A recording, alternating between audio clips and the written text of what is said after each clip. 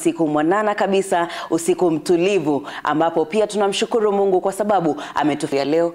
Na kwetu sisi kuona siku hii ya leo inamaanisha kwamba tuna sababu ya kuishi. Ndiyo. Naam. Na Mungu anatupenda, na pia kama wewe mpenzi mtazamaji ambaye unafuatilia, amekufungulia yeye Mwenyezi Mungu wakati huu, umejituma ama umeanza kutoka kwa shughuli zako za kila siku, basi unayo kila sababu ya kumshukuru kwa sababu ya uhai wako.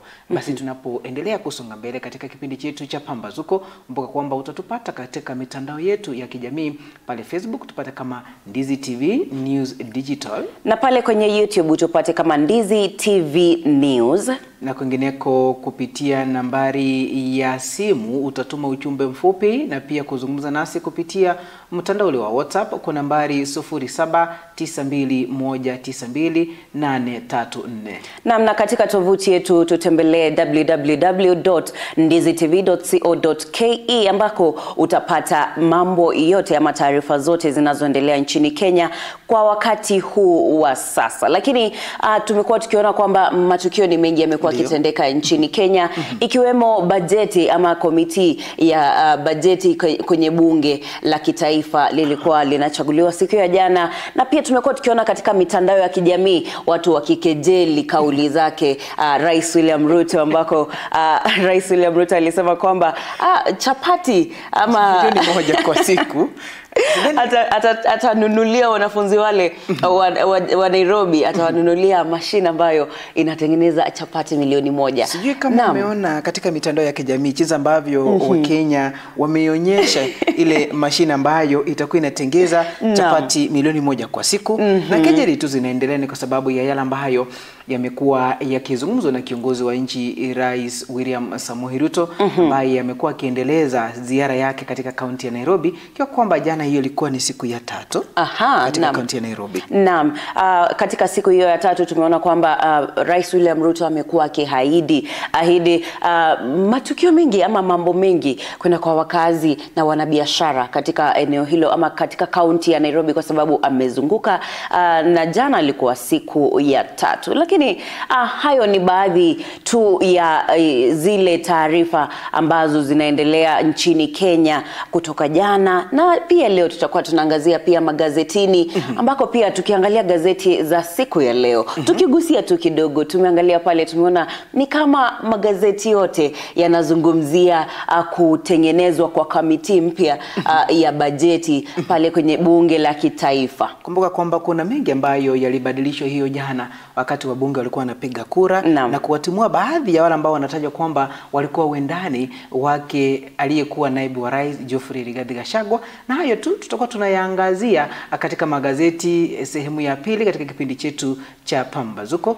Na kumbuka kwamba leo hii tuko na mgeni. Naam, siku ya leo tutakuwa na mgeni kwa sababu siku ya leo vile ambavyo tuliwaambia watazamaji wetu ni kwamba siku ya Alhamis tutakuwa tunazungumzia masuala ya kilimo na biashara, ambako siku ya leo tuna mgeni wetu ambaye tutazungumza naye biashara. Na pia ni kuanzia sehemu ama awamu ya 3 ya kipindi hiki cha Pambazuko, kuanzia mida ile ya saa 2 asubuhi hadi saa 3. Lakini tutapozidi kuendelea, dada, tupe himizo la siku ya leo. Naam, katika himizo la siku ya leo, kumbuka kwamba katika kipindi chetu cha Pambazuko lazima tukupe himizo ili wewe mtazamaji unayeamka sasa hivi upate moyo wa kuanza siku yako, na pia upate nguvu ya kuanza siku yako. Unajua maybe labda umeamka kama haujisikii vizuri, ama unasikia ni kama unataka kufa moyo wa kufanya jambo lile ambalo unataka kufanya. Hapa ndani ya Pambazuko tunakupa himizo ili uweze kujivuta, ili uweze kuamka na kuanza siku yako. Na katika himizo la siku ya leo tunatoa kutoka kwa Biblia, ambapo tunasema ni Biblia ya Methali 3:5 ambayo inasema kwamba lakini mtumaini Bwana kwa moyo wako wote, wala usijitegemee ufahamu wako mwenyewe. Nirudie tena, lakini mtumaini Bwana kwa moyo wako wote, wala usijitegemee ufahamu wako wote. katika Biblia hii jinsi ambayo inasema, tumeona hapo himizo la leo tunasema kwamba linafundisha kumtegemea Mungu hasa tunapokutana na changamoto mbalimbali maishani mwetu, na pia kwa wakati ambao wewe mwenyewe haujiamini ama sisi wenyewe hatujiamini.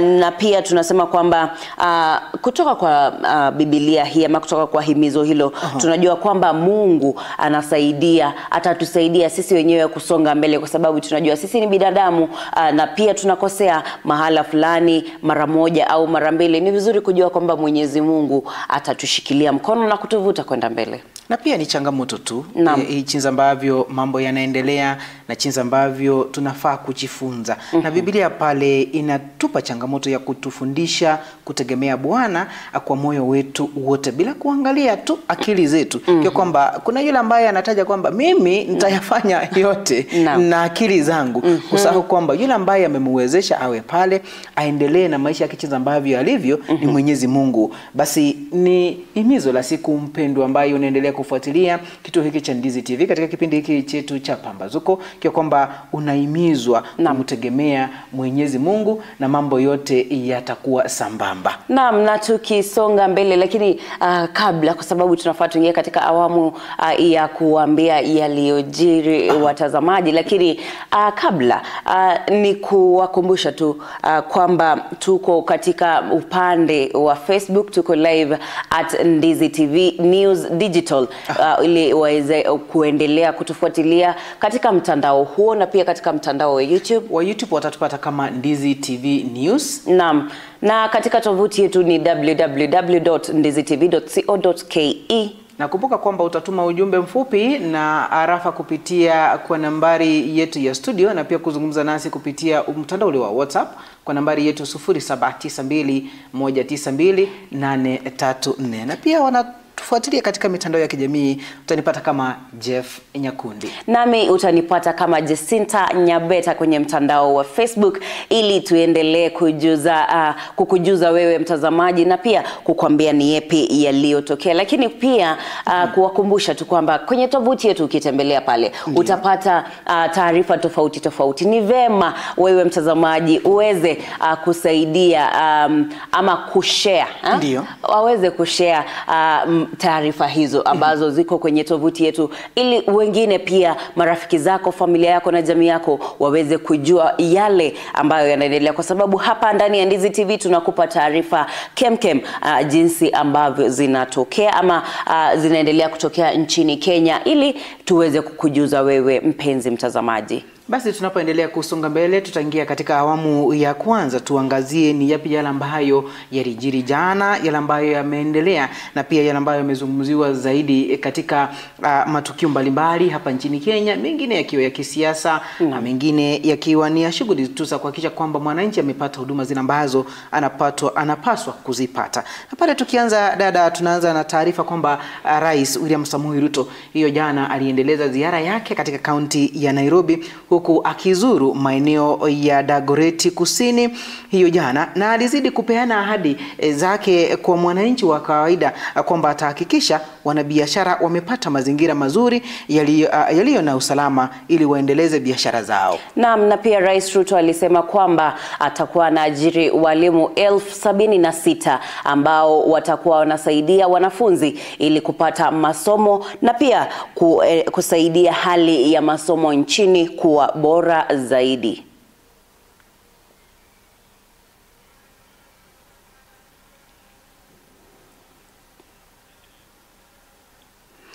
Na basi bila shaka tunapozidi kusonga mbele ni kwamba Wizara ya Afya hiyo jana, waziri yule Deborah Barasa alifanya mkutano na viongozi wakuu serikalini, huku wakiwahusisha magavana na pia wabunge katika njia ya kujadili jinsi ambavyo watakuwa wanahakikisha virusi vya ukimwi vimekabiliwa kabisa hapa nchini Kenya.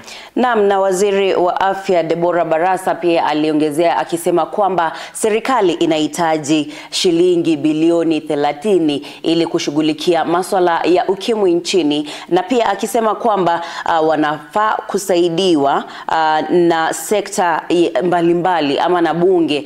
Bunge inafaa kuongeza bajeti ili waweze kusaidia wagonjwa na wale ambao wana ugonjwa huu wa ukimwi, na hii ni baada ya usaidizi ama ufadhili ule wa USAID kusimamishwa nchini Kenya ama nchi tofauti tofauti na rais wa Marekani Donald Trump. Na pia tumekuwa tukiona kwamba swala hili la afya nchini, tukiachana na SHA kidogo, tuzungumzie masuala ama yale mambo ambayo yalikuwa yamesimamiwa na ufadhili huu wa USAID. Na tumekuwa tukiona kwamba swala hili limekuwa ni la kusikitisha sana, kwa sababu kuna nchi kama yetu ya Kenya ambazo zilikuwa zinategemea ufadhili huu, na pia ni kama walikuwa wamesahau kwamba pia wao wenyewe wanafaa kujisimamia kwa sababu ya USAID. USAID ilikuwa inaingia inawasaidia, lakini kwa sasa tangu isimamisho kidogo imetia woga katika nchi tofauti tofauti. Nakumbuka kwamba dada Jacinta, ni kwamba mataifa mengi ya Kiafrika yamekuwa yakitegemea ufadhili kutoka nchi za Uarabu, nchi za Marekani na nchi nyinginezo, haswa kiafya, kuendeleza miundo misingi katika nchi nyingi za Kiafrika. Wakati jambo hili lilitokea, wakati Rais Donald Trump alipata kuchukua ushukani kama kiongozi ama rais wa nchi ya Marekani, kuna mabadiliko ambayo aliyafanya, na tuliwaona baadhi ya viongozi akiwemo Dr. Moth akijitokeza kusema kwamba hili halitakuwa linaathiri kwamba USAID imesimamishwa. Kuna jinsi ambavyo banks za madawa hapa nchini Kenya wako na madawa ya wagonjwa wale wanao virusi vya ukimwi, zitakuwa zinawasaidia kwa zaidi ya miezi 6 kabla hazijapungua. Na basi taarifa hizo zilionekana kwamba ni kuwapa moyo wale ambao ni wagonjwa ambao wanatumia dawa hizi. Lakini jinsi ambavyo mambo yanaendelea tena, tumepata kusikia kwamba hiyo jana wakati wa kikao kile wanahitaji zaidi ya shilingi bilioni 30. Ni bajeti ya milioni 30 ili wapate kuongeza kununua ama kushughulikia wagonjwa wale ambao wako na virusi vya ukimwi. Kidogo mataifa mengi ya Kiafrika yametegemea zaidi nchi hizi ama kupata ufadhili kutoka nchi mbalimbali ikiwemo nchi ya Marekani, na jambo hili linachukuliwa tu ama pesa zile ambazo kidogo zinatolewa pale asifanye kazi ile inapaswa kufanywa ama kazi ile ambazo zimetengewa kufanywa. Mara kwamba sekta ya afya, jambo fulani kama hili, yale magonjwa ambayo yanajitokeza kama ugonjwa wa ukimwi, kidogo wanateseka wagonjwa hata kama wanapatiwa ufadhili. Ufadhili huu hauwafikii watu wote. Na jinsi ambavyo tumekuwa tukisikia baadhi ya wagonjwa ama waathiriwa wanazungumza kwamba siku hizi hawapati madawa yale ambayo wanafaa kuyapata jinsi ambavyo walikuwa wanapewa awali. Basi ni kuuliza tu jinsi ambavyo serikali imejipanga kuhakikisha kwamba wananchi wake hawateseki tena kutokana na ukosefu wa madawa muhimu kama vile madawa ya kukabiliana na makali ya ugonjwa wa HIV. Naam, ni matumaini yetu kwamba labda wabunge watakuwa wanaongeza bajeti ili kusaidia wagonjwa wa HIV humu nchini Kenya, na pia kwa sababu tunajua kwamba wagonjwa hao wana masuala tofauti tofauti ambayo wanafaa kuzingatia ili kuweza kujikimu ama kuweza ku-maintain ule ugonjwa usilipuke. Ni tumaini kwamba watakuwa wanapata usaidizi, na pia tukisonga mbele, kwa sababu tunaendelea kukupa yaliyojiri hapo siku ya jana, ni kwamba siku ya jana katika bunge la kitaifa, mbunge wa Alego Usonga Samuel Atandi ndiye alichaguliwa kuwa mwenyekiti wa chama wa kamati ya bajeti katika bunge la kitaifa. Na pia huyu bwana Samuel Atandi atakuwa anachukua urithi kutoka kwa mbunge wa Kiharu Ndindi Inyoro ambaye amekuwa mwenyekiti wa bajeti hiyo ya bunge ama kamiti ya bunge, na pia atakuwa anasaidiwa na mbunge wa atakuwa anasaidiwa na mbunge wa Endebess bwana Bukose Robert ambaye atakuwa kama naibu mwenyekiti katika bajeti ama kamati hiyo ya bajeti. bajeti. Naam, na tukiangalia hapo jana katika magazeti, Ndiyo. Tuliona viongozi ambao wanaweza kuguswa baada ya Raila Amolo Odinga kuungana mkono ama kuungana na Rais William Ruto, ambao tuliona pale viongozi tofauti wakitajwa pale, lakini pia tukiangalia Ndindi Nyoro, kwa sababu kwa mawaziri Ndindi hakuwa, lakini tulikuwa tunajua kwamba Ndindi Nyoro alikuwa kwenye kamiti ya bajeti.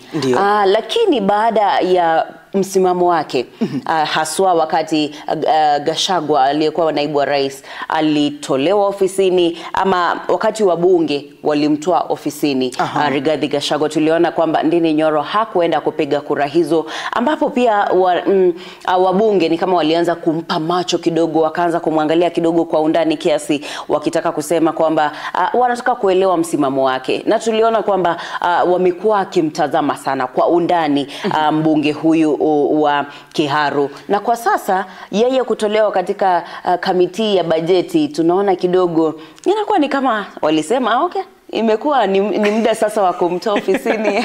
Imekuwa tukisikiza ama kufuatilia matukio yale ambayo yaliendelea bungeni tangu siku ya juzi, kuna mjadala ambao ulikuwa unaendelea pale, wengi wakimtaja Ndindi Nyoro kwamba wakati alikuwa kama chair wa kamiti hii ya bajeti bungeni, yeye alijizolea pesa akajitengea katika eneo bunge lake, na wakauliza maswali jinsi ambavyo kazi imekuwa ikiendelea ama maendeleo yamekuwa yakiendelea katika eneo lile la Kiharu, lile ambalo lilionekana kwamba wanamtuhumu yeye ametumia vibaya mamlaka yake kama mbunge ambaye anasimamia mwenyekiti wa kamiti ya bajeti katika bunge kuu la kitaifa. Na pia Ndindi Nyoro, yeye wakati wa kuondolewa mamlakani kiongozi ama aliyekuwa naibu wa rais Geoffrey Rigathi Gachagua, hatukumuona bayana wazi kusema kwamba msimamo wake u wapi, lakini yeye ni mtu ambaye alikuwa ametulia zaidi, kwa sababu hatukumuona akipiga kura aseme kama Rigathi Gachagua aende ama asalie afisini.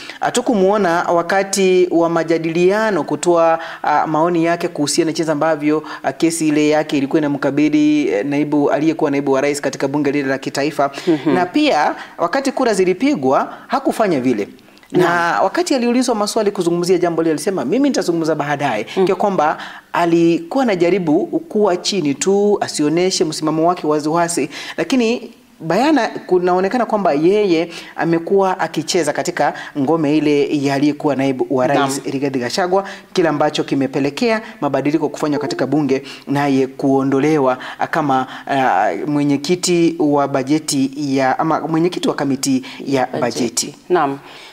Hizo ni baadhi ya taarifa ambazo zinaendelea kutokea ama zilitendeka siku ya jana, ambapo pia tumewaona wabunge tofauti wakizungumzia swala hili la bajeti, lakini pia Ndindi Nyoro alijitokeza na kusema kwamba kama wameona Samuel Atandi, kwanza alisema kwamba anamtakia mema katika kamiti hiyo ya bajeti, na ni sawa tu anaweza fanya kazi ama watakuwa wanafanya kazi pamoja. Na pia hayo yote yaliendelea siku ya jana, na mpenzi mtazamaji, kukumbusha tu kwamba tuko katika mitandao yetu ya kijamii, katika sehemu ya Facebook tufuate @NdiziTV_News_Digital, na pia kwenye X account na Instagram utupate kama Ndizi TV News.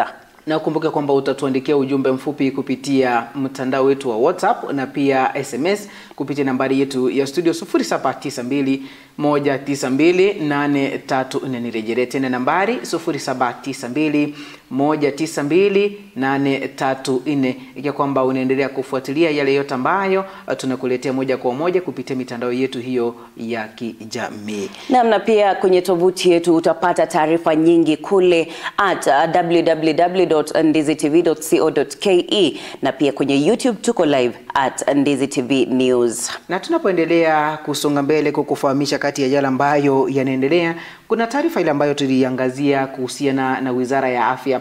Sasa yule waziri wa afya Deborah Barasa ametaja kwamba wanahitaji shilingi bilioni 5.24 katika mwaka wa kifedha 2024-2025, na ikiwa kwamba watapata pesa hizo na mwaka ujao wa kifedha 2025-2026 watahitaji shilingi bilioni 13.5 kuhakikisha kwamba wanaendelea kushughulikia wagonjwa wanao ugonjwa wa HIV hapa nchini Kenya, jinsi ambavyo tuliangazia jambo hilo kwamba hii ni baada ya kusimamishwa kwa usaidizi ambao nchi ya Kenya ilikuwa inapata kutoka nchi ya Marekani kupitia shirika lile ya USAID pale.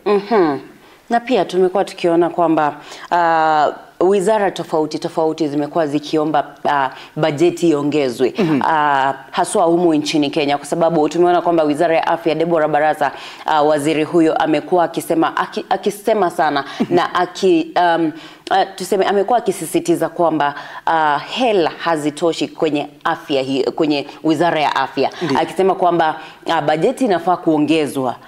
Lakini sio yeye peke yake. Tumekuwa tukiona pia waziri wa elimu, pia yeye katika sekta hiyo pia kuna changamoto kidogo ya fedha, na pia sekta tofauti nchini Kenya. Hakuna sekta utapata kwamba inasema kwamba tunafaa tusiongezwe pesa. Sekta zote unapata kwamba wanataka kuongezwa hela ili kufanya kazi fulani. Ni kumaanisha kwamba Wakenya hawalipi ushuru wa kutosha, ama inamaanisha ni kama hela hizi zinaenda kwingine, ama sijaelewa, kwa sababu nafikiria kwamba kwa sasa mahali ambapo Kenya tumefika kwa sasa hatufai kuwa na shida ambayo tunasema kwamba wizara fulani haina pesa za kutosha.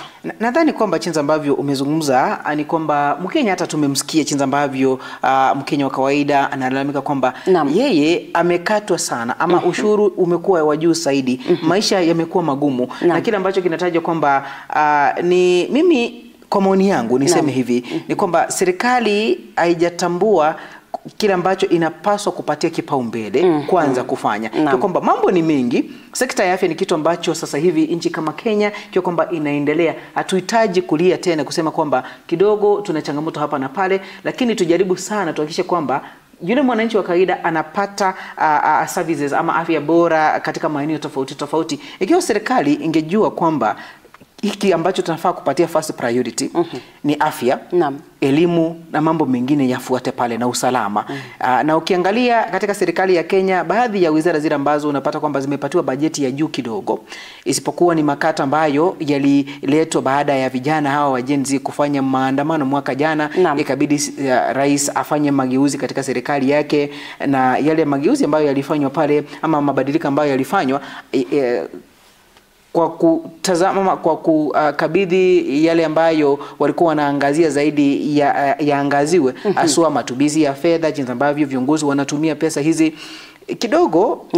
Makato hayo yameaffect baadhi ya wizara hapa nchini, kiwemo ya afya pale. Nakumbuka kwamba tumekuwa tukiona pesa nyingi tu zinatumika.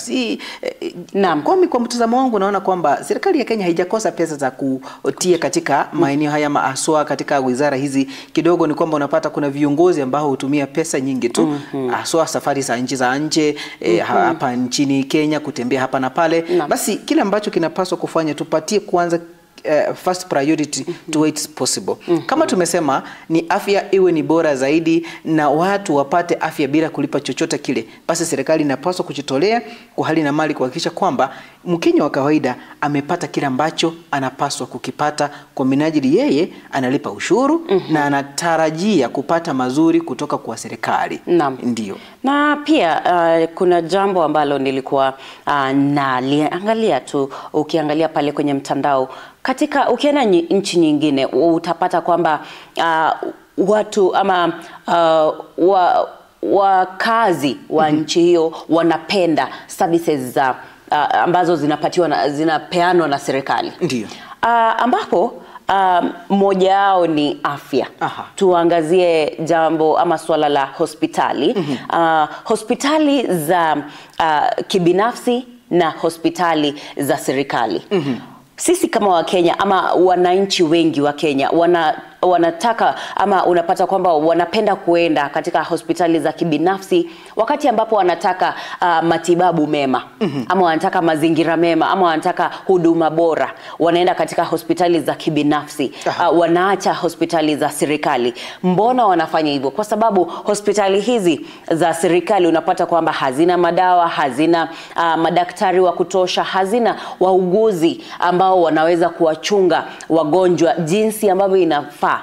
Unapata kwamba wanaenda katika hospitali, wanataka kuenda hospitali ya kibinafsi kwa sababu hata kama wanalipa hela nyingi katika hospitali hii ya kibinafsi, wanajua kwamba watapata watapata kwamba wanachungwa vizuri, wauguzi wapo, kuna specialist, kuna madaktari ambao wanawaangalia kwa undani, ambacho hawatapata katika hospitali ya serikali. Ni kama vile jinsi ambavyo tunaangazia elimu, unapata kwamba shule ya msingi ama shule ya upili ya serikali na ukiangalia shule za kibinafsi unapata kwamba hadhi ya hizi shule ni sawa, lakini services zile ambazo zinapeanwa, mzazi anaprefer ama anaona ni kwamba ni vizuri, ni heri mtoto wake aende kusoma shule ya kibinafsi kwa sababu pale mwalimu ako shuleni wakati ambao unafaa, mwalimu yule kidogo malipo yake ni sawa na huduma zile ambazo wanazitoa pale ziko sawa, basi anaona angalau mtoto wangu aende kusoma pale. Katika shule za kiserikali ndio zinazo walimu, lakini walimu hawa kwanza hawatoshi.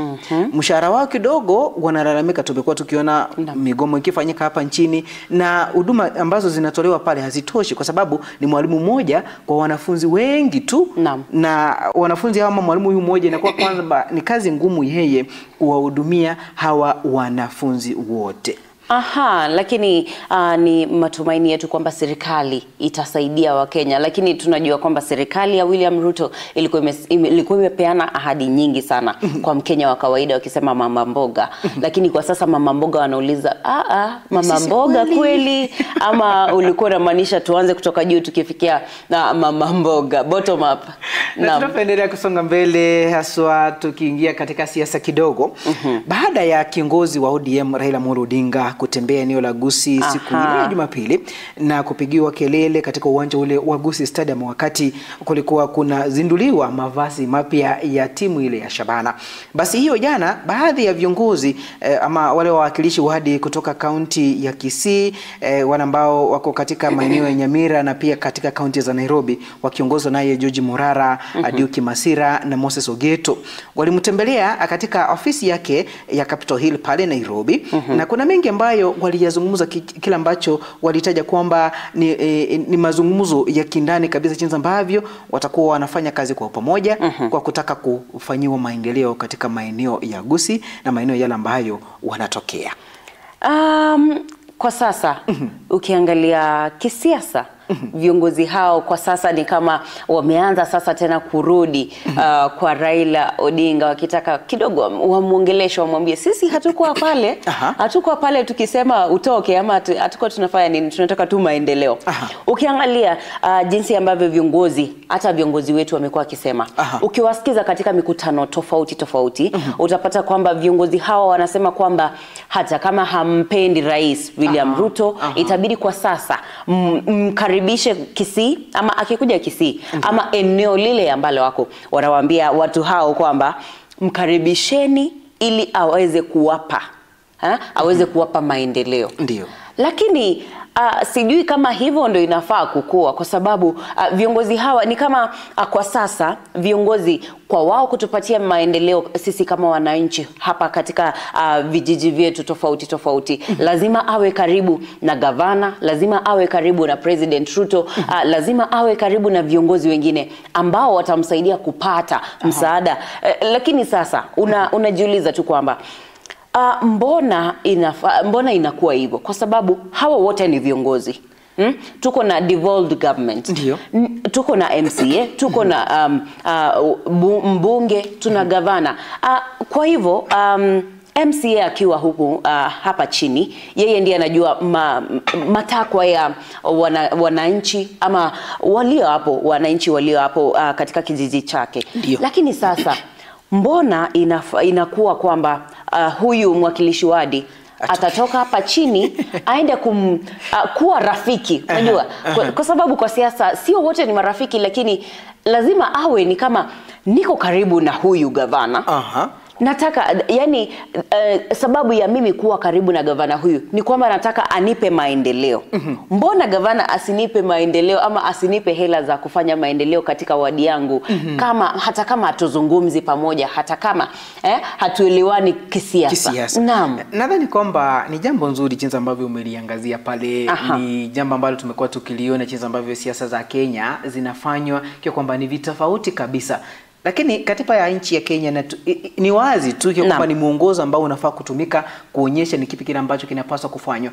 Mwakilishi wadi ndio kuna uwezekano yeye atakuwa ni mtu ambaye kidogo haendani kisiasa na kiongozi fulani, either ni gavana ama ni rais ama ni yeyote yule, hata kama ni mbunge, lakini maendeleo ya mwananchi wa kawaida hayafai kukosa kufanywa kwa sababu kwamba Jacinta ni mwakilishi wadi wa eneo la Ndizi, Jeff ni gavana wa kaunti ya Ndizi, basi nisimpe maendeleo kwa sababu hatuelewani kisiasa. Lakini katiba ya nchi ya Kenya inaeleza wazi kwamba huyu mwananchi wa kawaida anapaswa kupata maendeleo, hawe katika serikali asiwe katika serikali, mwakilishi wadi wao pale. So si lazima wewe mbunge uende kuinama kwa rais kusema kwamba mimi nataka hivi na vile.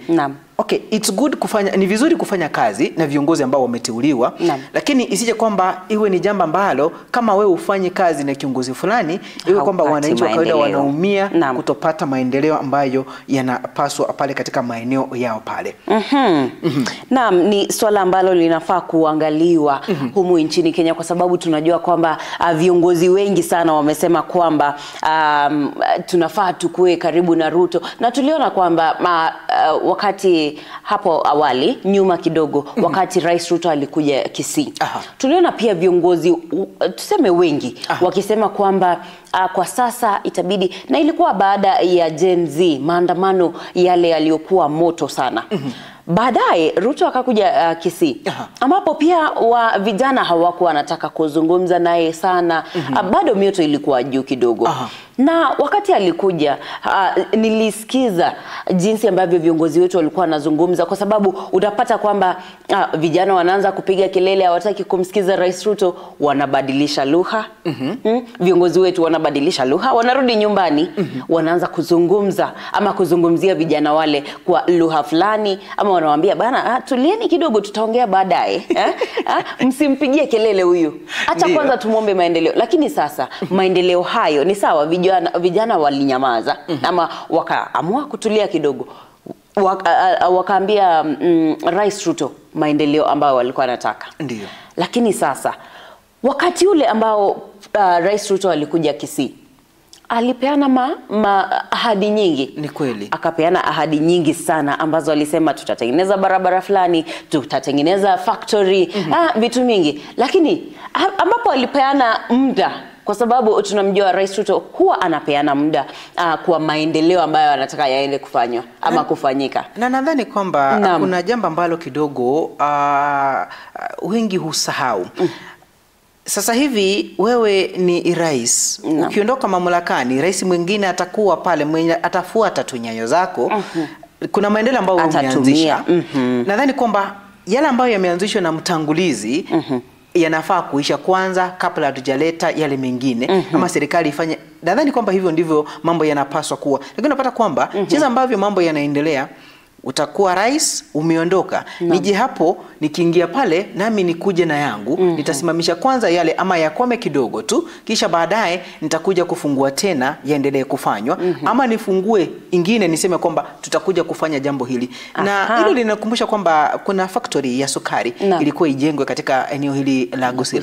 Tukaona viongozi wakaja wakati ule wa Rais Uhuru Muigai Kenyatta, akaja na viongozi akiwemo kiongozi wa chama cha ODM alikuwa pale, wakazindua kwamba itakuwa inajengwa eneo fulani.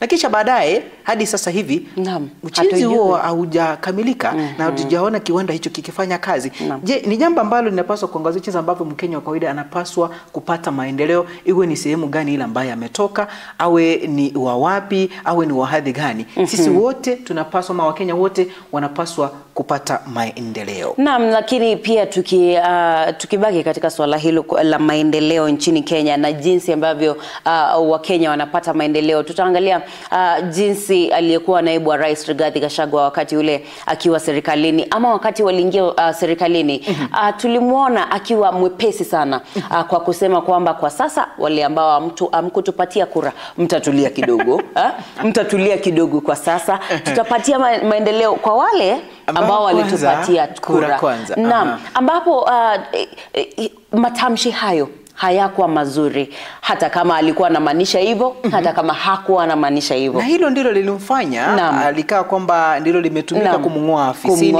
kwa kile ambacho alikuwa anasema kwamba ikiwa kwamba wewe hauna shares katika serikali, basi hautapata kile ambacho unataka kwa sasa. Kwanza wale wako na shares watangulie mbele, wapate kidogo, kisha baadaye yeye wale wengine ambao hawakuwa mule ndani kidogo watulie, watapata baadaye. Jambo ambalo lilipelekea yeye kung'olewa mamlakani kwa kile ambacho kilitajwa ni kukiuka katiba ya Kenya kupitia yale ambayo alikuwa anayazungumza. Naam, na tukisonga mbele, siku ya jana tulizungumzia mwananchi ama kijana mmoja ambaye alikuwa amefungua police station, alikuwa amefungua kituo cha polisi kule kwenye Eldoret, county ya Eldoret pale, Uasin Gishu, eneo la Keses. Tulimwona pale kijana huyu alikuwa, ama mzee huyu alikuwa na kituo cha polisi, alikuwa na gari aina ya Probox ambayo ina rangi zile za polisi, za gari ya polisi, lakini pia tulimwona kwamba alikamatwa kidogo, anaendelea kufuatiliwa kwa undani, lakini pia baadaye siku ya jana niliona kwamba taarifa nyingine tena watu 7 walikamatwa kutoka kaunti ya Kakamega, kwamba pia wao wamekuwa walikuwa na nitasemaje kituo, lakini si kituo cha polisi haswa, walikuwa na tuseme seli ambazo walikuwa naeka watu ambao wanaleo ama walevi. Walikuwa wanashika walevi, wanaweka mle ndani, alafu wanawapiga. Watu hawa 7 sio mapolisi. Ni watu tu wanakijiji wameambiwa kwamba tutakuwa na seli hizi hapa, tutakuwa tunaweka walevi na tutakuwa tunawachapa ama tunawadhulumisha, kwa sababu ni mmoja wa walevi alitoka pale, ama aliyeshikwa alitoka pale, akasema kwamba alikuwa katika seli hiyo, alipelekwa akaambiwa aoge, akavua nguo zake, akaoga, wakiwa wamesimama hapo. Baadaye wakamchukua, wakamweka kwenye seli hiyo, na ilipofika saa 6 usiku wakaanza kumpiga. Jambo ambalo ni la kusikitisha kwamba serikali inakuwa wapi katika mambo haya, ama wakati mambo haya yanaendelea. Na pia taarifa ambazo zinaambatana na hizo ni kwamba Inspector Generali Bwana Douglas Kanja amezungumza kwa mara ya kwanza baada ya jamaa yule ambaye alifungua kituo cha polisi eneo lile la Uasin Gishu, ama kaunti ile ya Uasin Gishu, akitaja kwamba kituo cha polisi kufunguliwa kinahitaji kwanza mwananchi wa kawaida kuhusishwa, kutoa maoni yake. Je, unahitaji kituo hiki kiwe pale? Na pia maafisa wa polisi ufuatilia jambo hilo, ama na serikali ufuatilia jambo hilo kupitia kwa mbunge na viongozi wengine, kuhakikisha kwamba hilo limetendeka na limewekwa bayana na mwananchi amepata kile ambacho anahitaji, ikiwa kwamba ni usalama ni kwa watu wote. Na kile ambacho ametaja kwamba ni uchunguzi utakuwa unaendelezwa kwa kujua jamaa huyo amekuwa akiendesha kituo hiki kwa muda upi ule, na ni akina nani ambao wamekuwa wakihusika katika kumsaidia yeye kufungua kituo hicho cha polisi. Na kila ambacho ametaja kwamba hilo ni jambo ambalo ni la kusikitisha, na wanakataa Mkenya yeyote tena asirejelee kufanya jambo kama lile. Naam, na ni baadhi tu ya taarifa ambazo tunaendelea kufuatilia hapa ndani ya Pambazuko. Kumbuka kwamba tupo kwenye mtandao wa Facebook Live na pale YouTube, lakini Facebook utatupata kama Ndizi TV News Digital, na YouTube utatupata kama Ndizi TV News, na kwingineko mitandao ile ya TikTok na Instagram. Na mtupate kama Ndizi TV News pale kwenye tovuti yetu www.ndizitv.co.ke. Tuma maoni yako, utueleze wewe unafikiriaje kuhusu maoni ama kuhusu taarifa ambazo tumekupa asubuhi hii ya leo. Nataka kwanza nipitie inaitwaje? Naam, ujumbe. Naam, katika katika sehemu ya Facebook ambako namuona pale Fred Moga anasema kwamba kutoka Nyakemumisia anasema kwamba yuko ndani pamoja nasi. Chantel Mora anasema kwamba good morning kutoka Bahrain Kingdom ako ndani, na pia naona Biochemist David anasema kwamba anauliza leo ni Jumatano ama ni Alhamisi. Leo hii ni siku ya Alhamisi, tunapoendelea na kipindi chetu cha Pambazuko pale na pia tukiangazia baadhi ya jumbe zile ambazo mumezituma kupitia mitandao yetu ya kijamii hasa upande ule wa Facebook, jinsi ambavyo dada Jacinta anavyoziangazia. Na katika naona mwingine anaitwa Embu Surengi anasema kwamba kutoka Bonchari Bomwancha yuko ndani, na pia namuona Dominic Onduso anasema kwamba Mwanafogo na Doreen Nyansiaboka kutoka Mosogwa Magenchetu kwa pamoja, na pia Precious Joy Maeri anasema kwamba Naivasha na Wakilisha yupo ndani. Kutoka sehemu yoyote ambayo unatutazamia, iwe Kenya nzima ama nje ya nchi ya Kenya, tuambie unatutazama ukiwa pande gani, na pia unafikiriaje kwa yaliyojiri, kwa sababu tumezungumzia masuala ya afya, masuala ya siasa, masuala yanayoendelea katika maendeleo nchini Kenya, na usalama pia, kudorora kwa usalama tumekuwa tukiona hapa nchini Kenya. Utuelezee maoni yako ni yepi?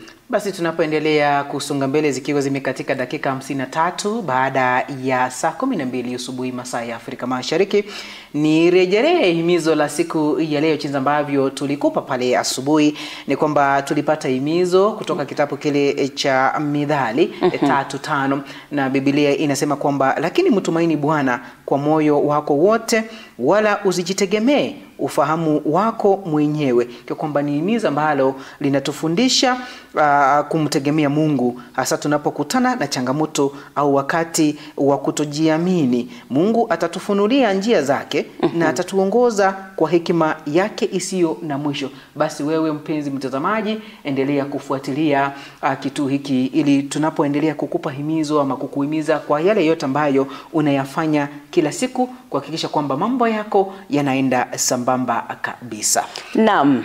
Na tukisonga mbele ni kwamba kabla hatujamaliza yale ambayo yametukia kwa kisiasa, ni kwamba chama chake Justin Muturi, waziri wa public service, kimetuma barua ya kutaka kujiondoa chama hicho cha Democratic Party of Kenya DP.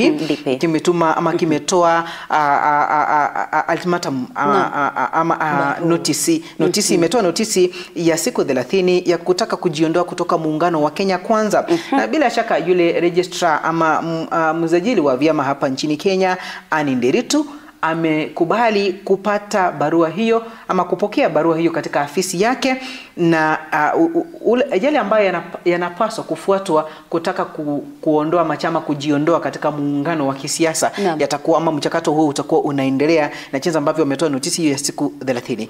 Kumbuka kwamba huyu waziri anajulikana kama Justin Muturi, amekuwa akifanya kazi katika serikali ya Kenya Kwanza. Kumbuka wakati rais alifika ama alipata kiti hiki, aliteuliwa mwaka 2022, alimteua kwanza akawa kama AG katika serikali ya Kenya Kwanza, kisha baadaye baada ya vijana wa Gen Z kukataa ama kutaka mageuzi ama mabadiliko yafanywe katika serikali ya nchi ya Kenya, basi kuna yale ambayo tuliyaona. Na basi sasa hivi huyu waziri Justin Muturi anafanya kazi katika serikali ya Kenya Kwanza kama waziri wa public service, na kumbuka kwamba yeye amekuwa akimtuhumu ama akitoa tuhuma kwamba serikali haijafanya kazi vizuri, haswa katika utekwaji nyara wa vijana wa Gen Z, na pia mwananchi wa kawaida ambaye hana hatia kwa kile ambacho anataja kwamba mtoto wake mwaka jana alitekwa nyara na kisha baadaye akafunguliwa. Ni baada ya yeye kuzungumza na rais,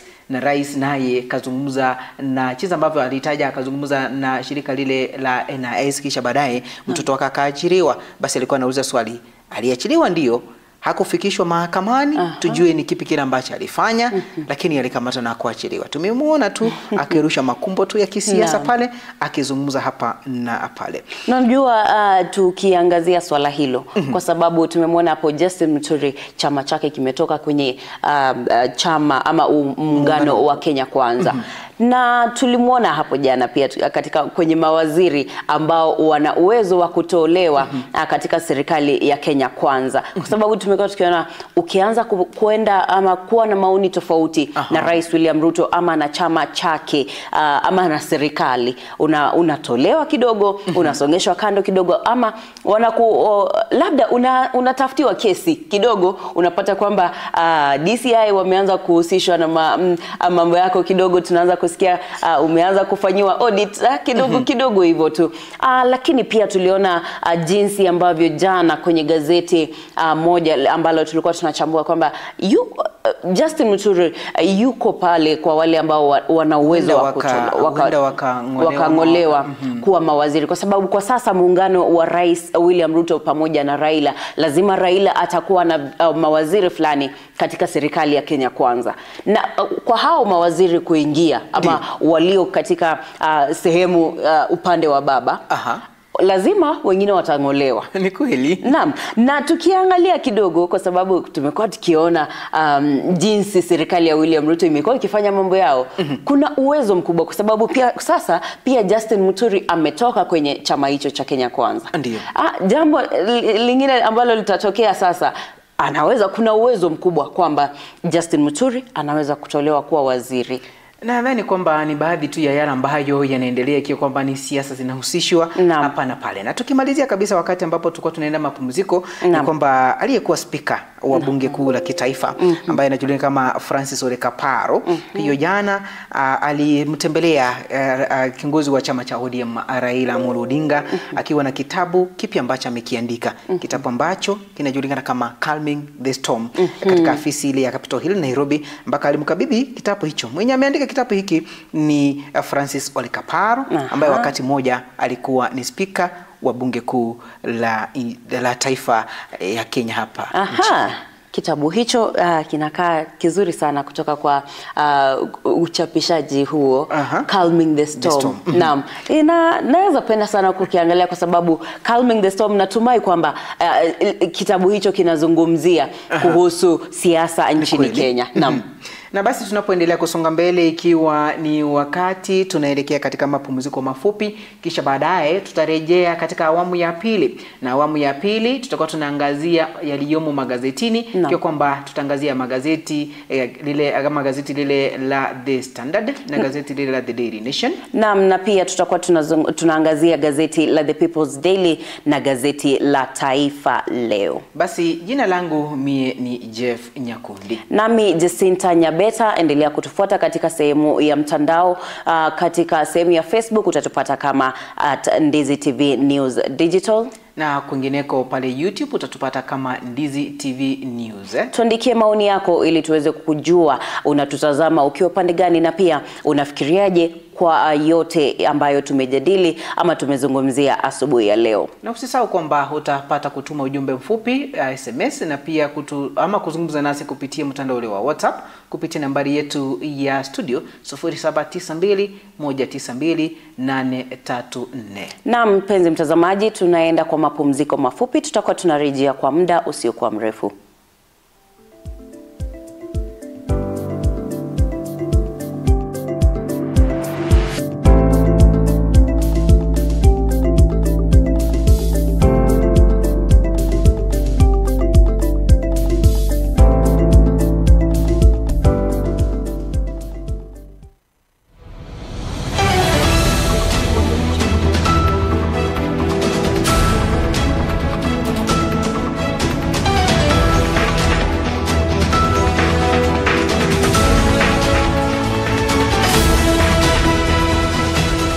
Unatazama Ndizi TV Afrika.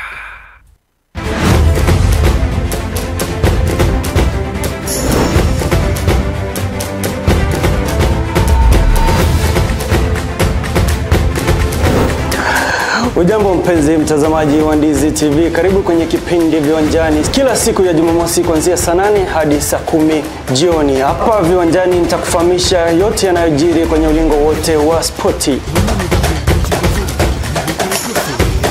Mpenzi mtazamaji, mchezo wa badminton ni baadhi ya mchezo ambayo tutaangazia kwenye kipindi Viwanjani kuanzia saa 8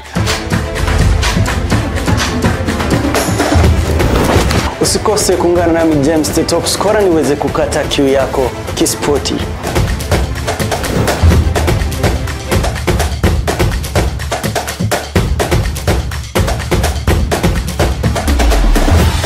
Karibu viwanjani.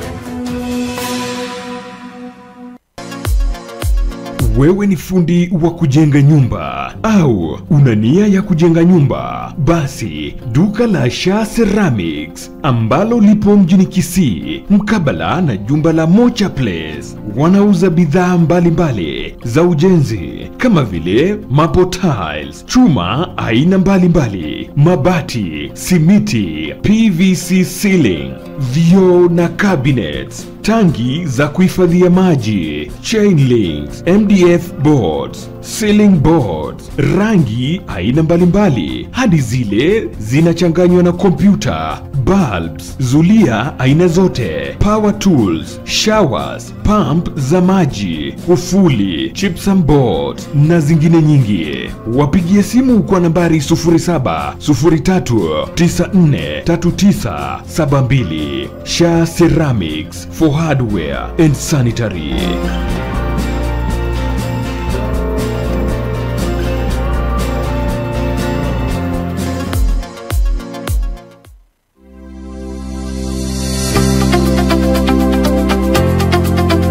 Ram Training College ni chuo cha mafunzo ya udaktari kilicho mjini Kisii. Kina courses kama vile Diploma in Nursing ambao usajili wake wa mwezi wa 3 na mwezi wa 4 unaendelea. Katika usajili wa mwezi wa 9 na mwezi wa 10 kuna courses kama vile Diploma and Certificate in Clinical Nutrition and Dietetics, Diploma and Certificate in Medical Social Work, Certificate in Theatre Technology, Diploma in Community Health na Certificate in Community Health Assistant. Kuna uwezekano wa kupata mkopo wa HELP na mafunzo ya HTC NASCOP yanaendelea na usajili wake. Tupo katika hospitali ya Ram, ghorofa ya 3, karibu na mahakama ya Kisii Law Court, huku tawi lingine likiwa karibu na chuo cha KMTC na kanisa la Deliverance. Tupigie simu kwa nambari 0721332105 kwa mengi zaidi. Welcome to Ram Medical Training College. Ram Training College. We provide quality service and uphold high intellectual values.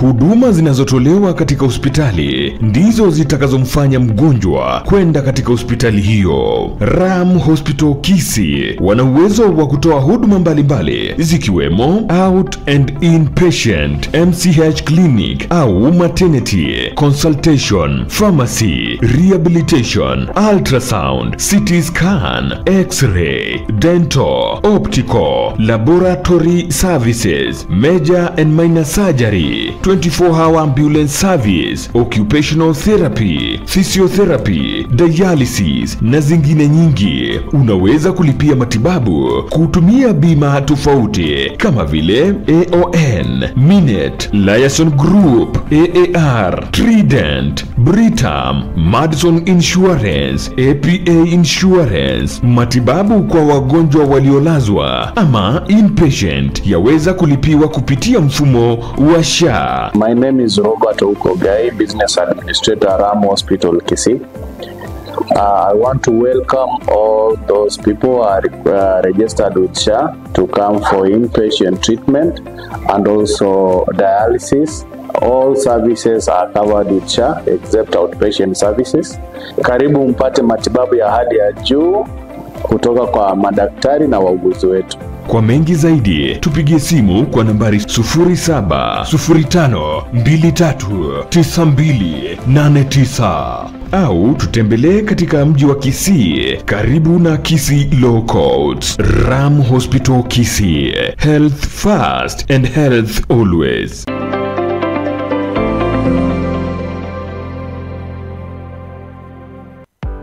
At the end of the day, the goals are simple: safety and security. Welcome to Young Force Services K Limited, where we provide high-quality technology-based security services such as alarm systems, CCTVs, fire backups, and many more. We believe security begins with warm attitude and a productive relationship with the people. At Young Force Services K Limited, we offer biddable prices for residential properties, industrial properties, commercial properties, institutions, and hospitals. We are committed to providing reliable quality protection to a variety of industries through custom design strategies, expertly trained security guards, and excellent customer services.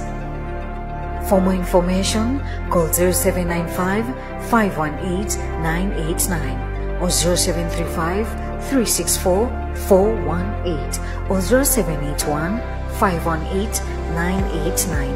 Email youngforceserviceskltd@gmail.com or onemwell123@gmail.com or info@yfsltd.co.ke. Visit our website www.yfsltd.co.ke or visit our office in Milimani Estate next to Ogra Foundation or Azimio Business Complex opposite Palmas Hotel. Young Force Services K Limited, we believe in security with a human touch.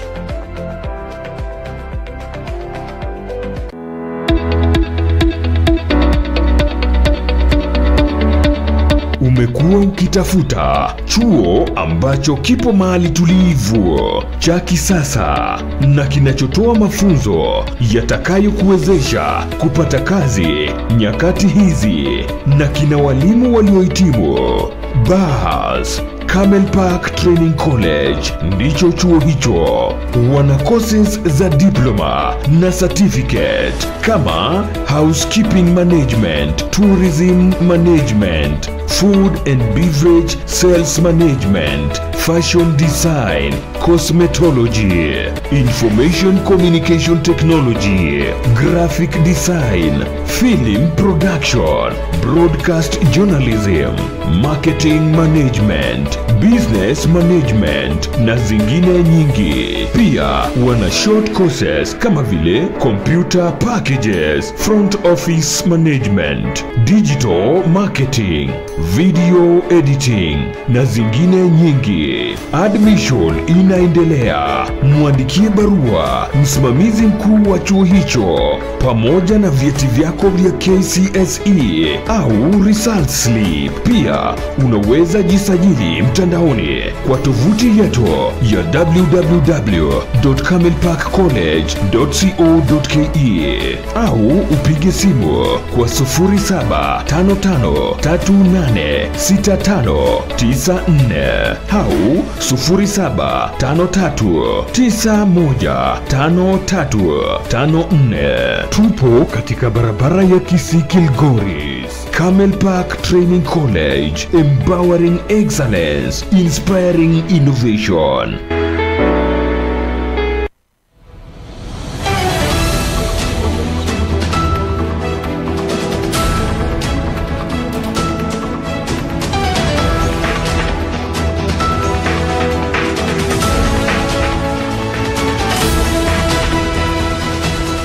Unatazama Ndizi TV Afrika.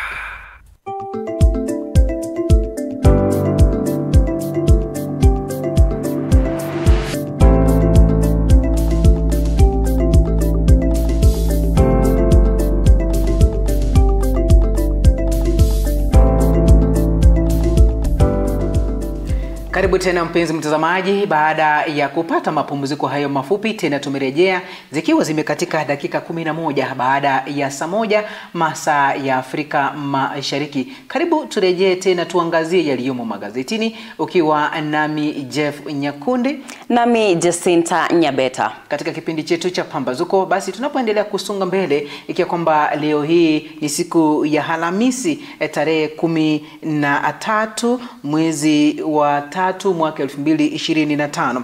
Gazeti lile la The Standard ambalo tunaanza nalo ni kwamba taarifa ambayo imepatiwa kibao mbele pale ni taarifa zikiambatana ama kutoka bunge kuu la kitaifa.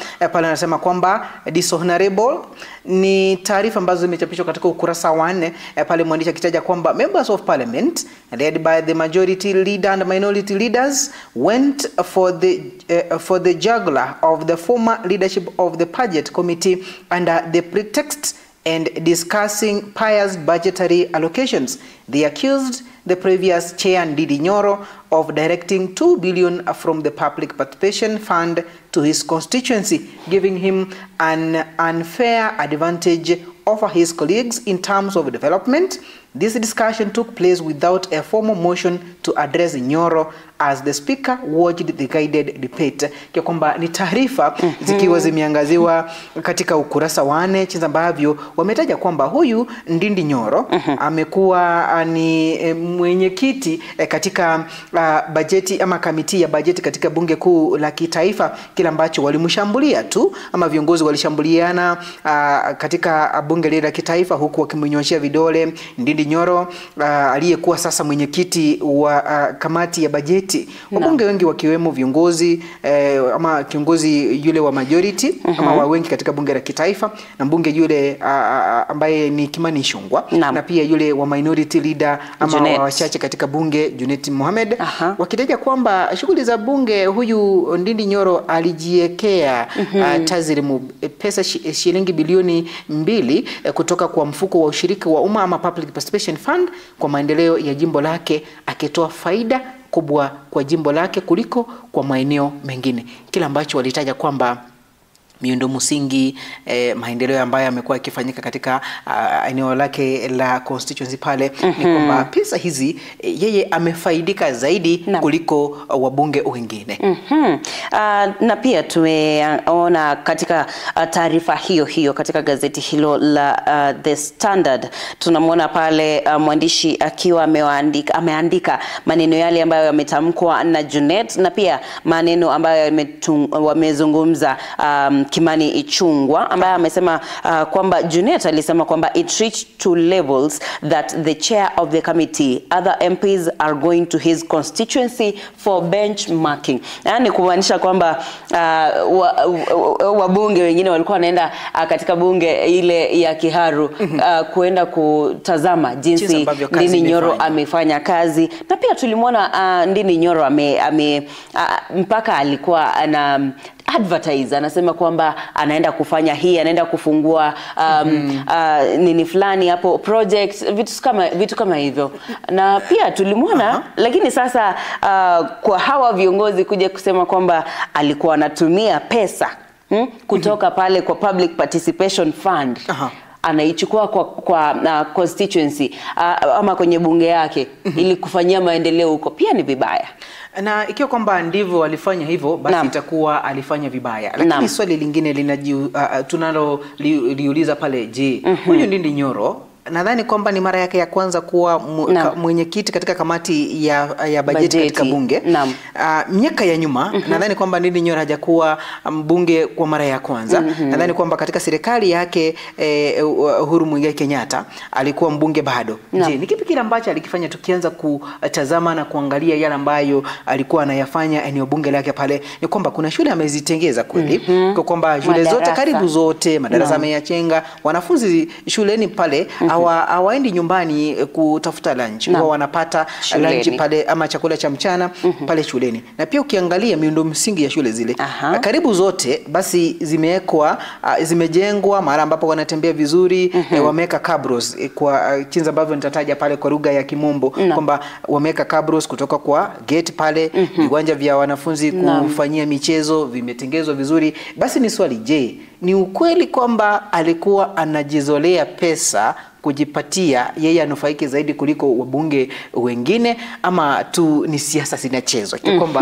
ni swali tunakuuliza wewe mpenzi mtazamaji, na pia ikiwa kwamba utaendelea kutuma maoni yako kupitia kwa mitandao yetu ya kijamii pale Facebook utatupata kama Ndizi TV News Digital, na pale YouTube utupate kama Ndizi TV News, ambapo unaweza kutuandikia maoni yako kuhusu taarifa ambazo tunaendelea kuzungumzia katika kipindi chetu cha Pambazuko siku ya leo. Katika ukurasa wa 5 pia tunaona pale mwandishi wa The Standard pia amesema kwamba ODM finish parliament power grab, ambapo anazungumzia jinsi wabunge wa chama cha ODM wameanza kupata vyeo mbalimbali katika bunge la kitaifa, ambapo mwandishi amesema kwamba ODM party has taken charge of crucial house committees that were formerly chaired by the Kenya Kwanza MPs, signaling their entrenchment in government. Tumekuwa tukiona kwamba kamiti hizi zimekuwa zikifanya kazi haswa katika serikali hii ya Kenya Kwanza, ambayo imekuwa ikipitisha mikataba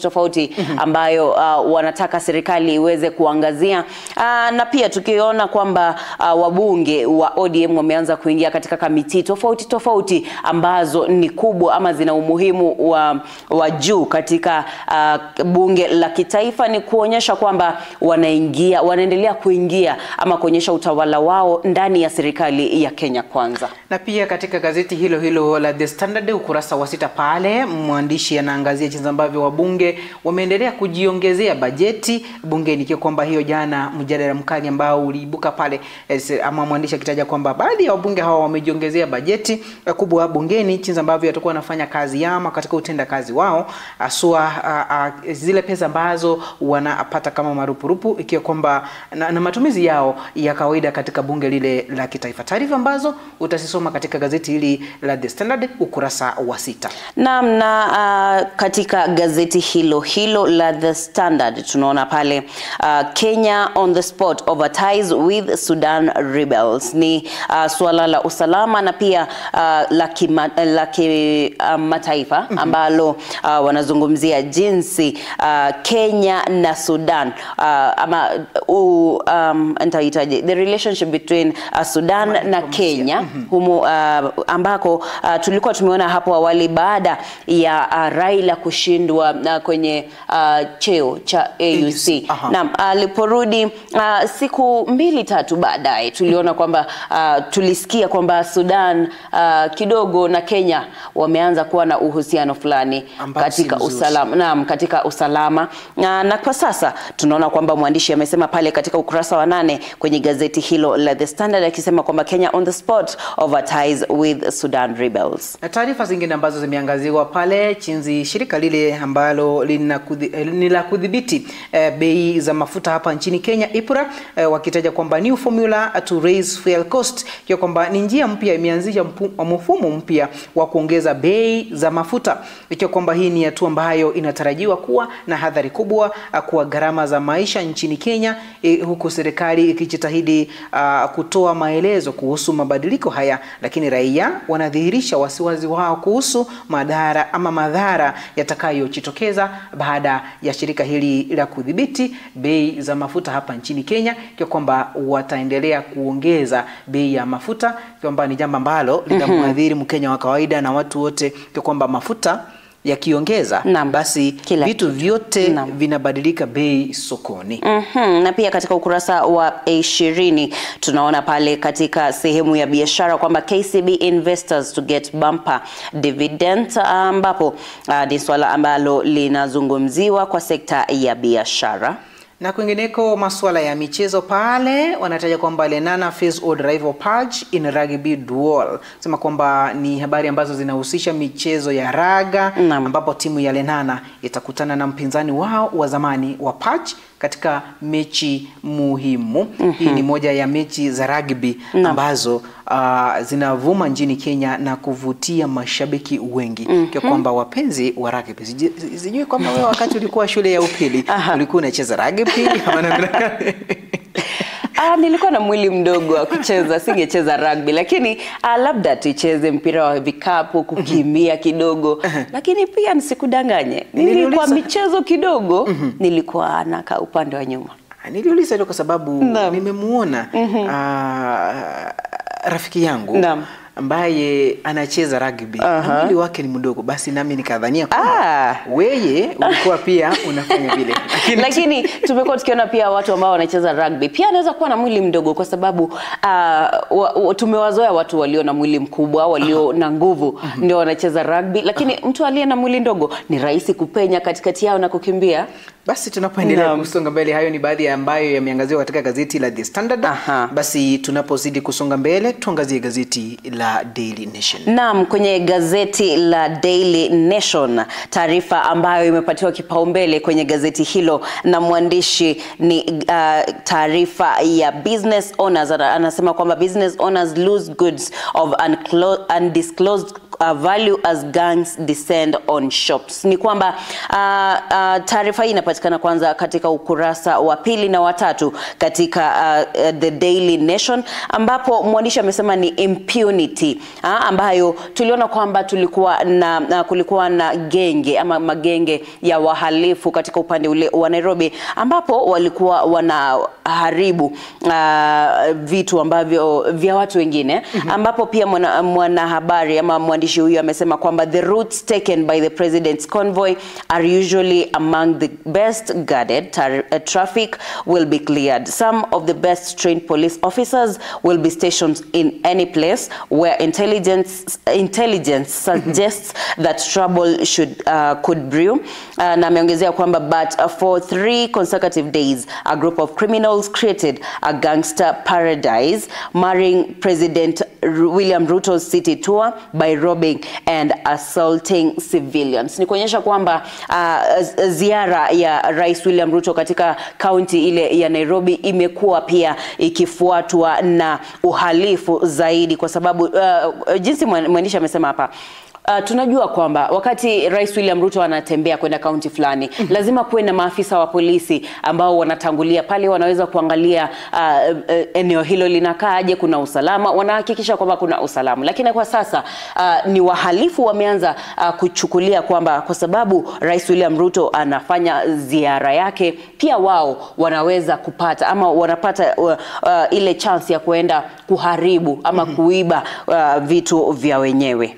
Basi ni taarifa ambazo kidogo ni za kusikitisha, pale magenge hayo yakikosa nidhamu na pia kuwaibia wananchi wa kawaida na hata kusimamisha magari na kuwaibia walio ndani ama abiria walio katika magari yale, ambalo kidogo linaonyesha jinsi ambavyo jijini Nairobi usalama kidogo umedorora pale. Na tukizidi kusonga mbele katika gazeti hili la The Daily Nation, ukurasa wa ngapi pale? Ni ukurasa wa samahani, ni ukurasa wa 2 pale wakisema kwamba shadow figure in CJ Koome team JC feud, ikiwa kwamba ni kesi ambayo ama ni taarifa ambazo kutoka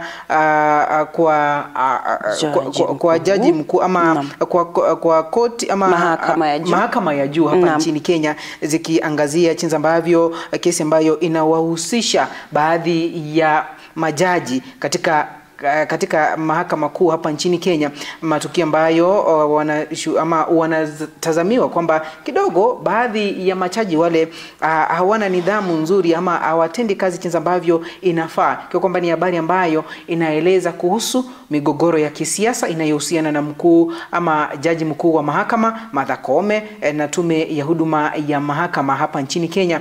Inaripotiwa kwamba katika tume ama timu ile ya jaji ama ya Koome inahusishwa na migogoro ya kiutawala kuhusu uteuzi wa majaji na usimamizi wa mahakama pale, wakitaja kwamba JSC imetajwa kuwa ina migogoro na Koome kuhusu masuala ya utawala na mabadiliko ya kisheria zinahusiana na uteuzi wa majaji, habari ikijikita kwenye uhusiano wa kisiasa unaozunguka tume ya serikali ama serikali kuu na pia tume ama mahakama ya hapa nchini Kenya ambaye anahusishwa zaidi ni yule jaji mkuu Martha Koome. Naam, jinsi ulivyosema ni ukurasa wa 4 na 5. Ndio hapo ndipo utapata taarifa hiyo ya mahakama ya juu ambayo inahusisha jaji mkuu Martha Koome.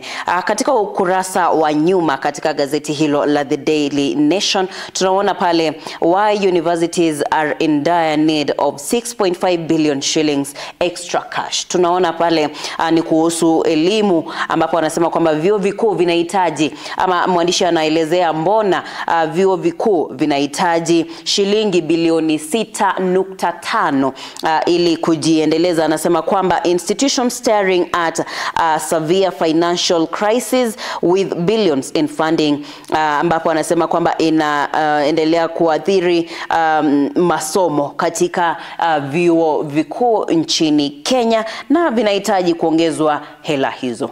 Na pia tunapoendelea kusonga mbele ukurasa wa 8 pale taarifa ambazo kidogo zinafunja moyo.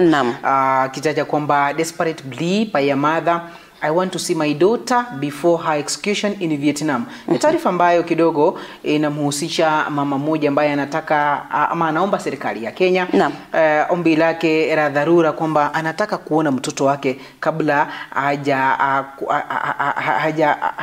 kama alipata hukumu ya kifo kabla yeye hukumu hiyo haijatekelezwa. Na binti hiyo anatuhumiwa kwa uhalifu wa dawa za kulevya na mama yake anasisitiza kuwa anataka kuona binti yake kabla ya kutekelezwa kwa adhabu hiyo.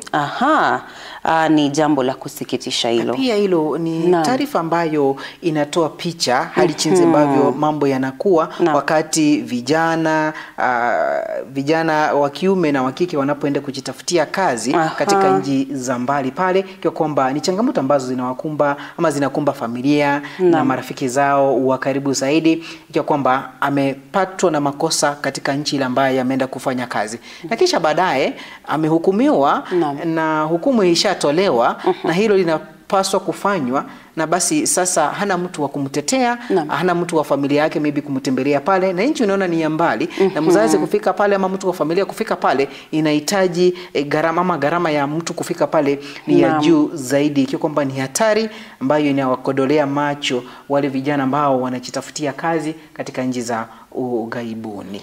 Na katika taarifa nyingine ni kwamba ukurasa wa 6 kwenye gazeti la The Daily Nation asubuhi hii ya leo ni kwamba shilingi bilioni 10 standoff, jinsi mwandishi ameandika kwa lugha ya Kimombo ni kwamba 10 billion shilling standoff between governors and MPs hurting county staff and traders.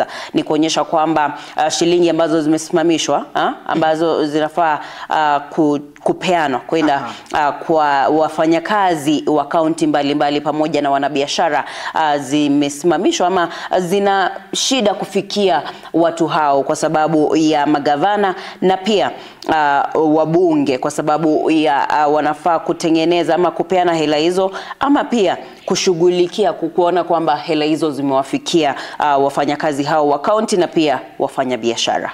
Na basi tunapoendelea kusonga mbele tukiangazia taarifa katika gazeti hili la The Daily Nation ni kwamba kuna pull out pale ambayo inaangazia mambo ya property. Kumiliki, niliacha kwamba ni kumiliki mali kama nipo sawa.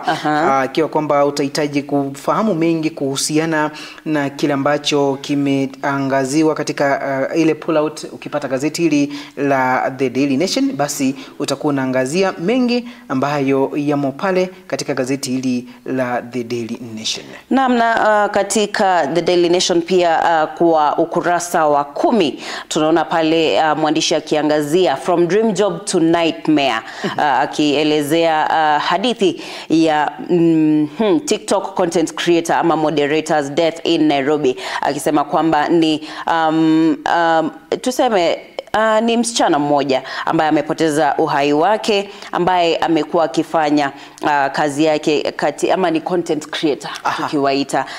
Amepoteza kazi na pia TikTok content moderators death in Nairobi. Pia ni kuzungumzia jinsi ambavyo mmoja wa TikTok members ambaye anatoka Nigeria aliaga Nairobi.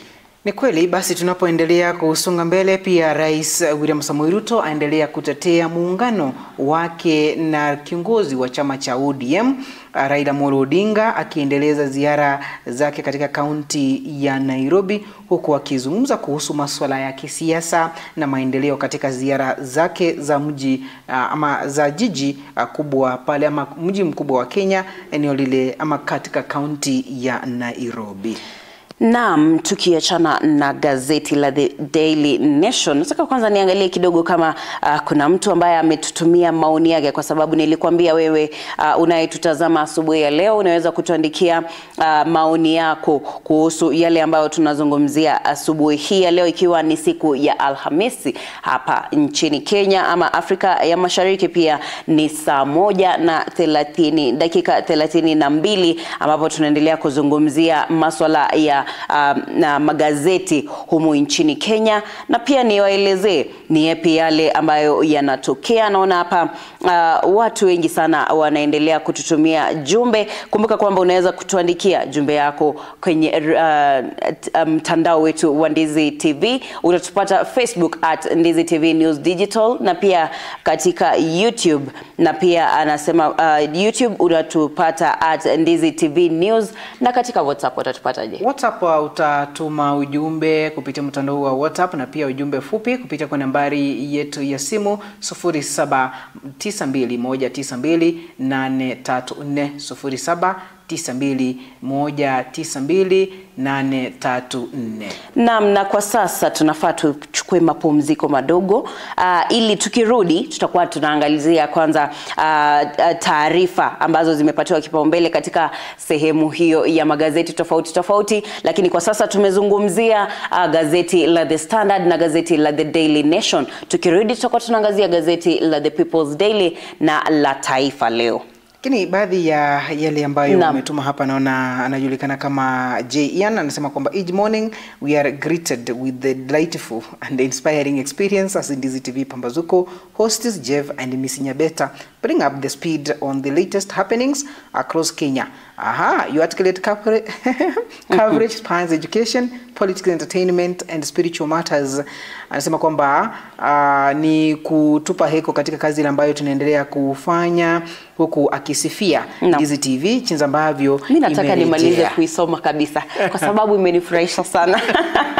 Na mulifikisha hapo nusu. Nikiendelea amesema kwamba heartfelt appreciation to the entire Pambazuko team for unwavering commitment to excellence in broadcasting from the Ndizi headquarters at Camel Park. Your hard work and dedication do not go unnoticed, and we look forward to many more enlightening and enjoyable mornings with Jeff and Miss Nyabeta on Ndizi TV. Kudos team Pambazuko. Asante sana. Ian, ni vizuri sana. Unajua watu ambao wanaandika hivi inamaanisha kwamba anatufuatilia kwa makini na pia anasikiza, na hilo ndilo tunapenda kusikia sisi ambao tupo hapa ndani. Na mwana pale anajulikana kama Dominic Onduso, anasema kwamba mtoto Fogo na Dorin Nyansiaboka kutoka maeneo ya Mosogwa Magenche ataja kwamba tuko pamoja, na pia Douglas Atika anasema Nyagisai Nyakoe iko ndani na anaendelea kufuatilia. Na ameendelea kutupa maoni yako na pia kutuma message ama arafa yako katika mitandao yetu ya kijamii ikiwemo Facebook, YouTube pamoja Instagram na X account, ili tuweze kujua unatutazama ukiwa pande gani, na pia maoni yako ni yapi kuhusu taarifa ambazo tunaendelea kukupa asubuhi ya leo katika kipindi chetu cha Pambazuko. Naitwa Jacinta Nyabeta. Na mimi naitwa Jeff Nyakundi. Mapumziko mafupi, tunarejea hivi punde.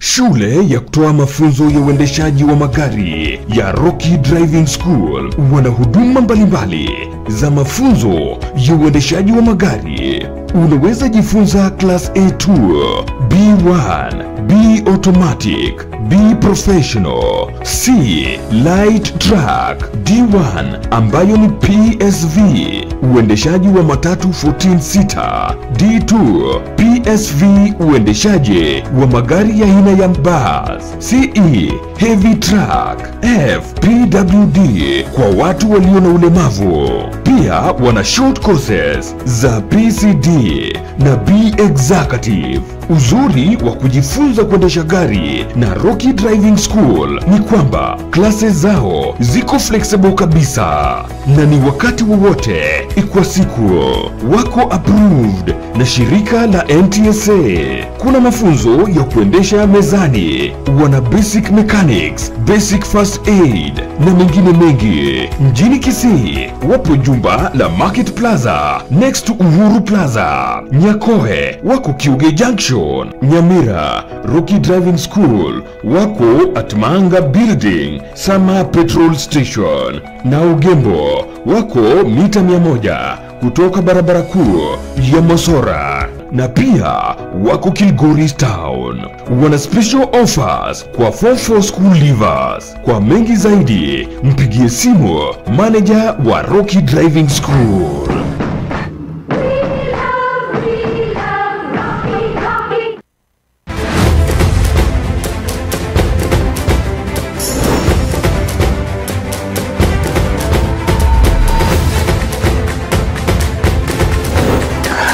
Ujambo mpenzi mtazamaji wa Ndizi TV, karibu kwenye kipindi Viwanjani kila siku ya Jumamosi kuanzia saa 8 hadi saa 10 jioni. Hapa Viwanjani nitakufahamisha yote yanayojiri kwenye ulingo wote wa spoti. Mpenzi mtazamaji, ni mchezo wa badminton. Ni baadhi ya mchezo ambayo tutaangazia kwenye kipindi Viwanjani kuanzia saa 8. Usikose kuungana nami James the Top Scorer niweze kukata kiu yako kispoti.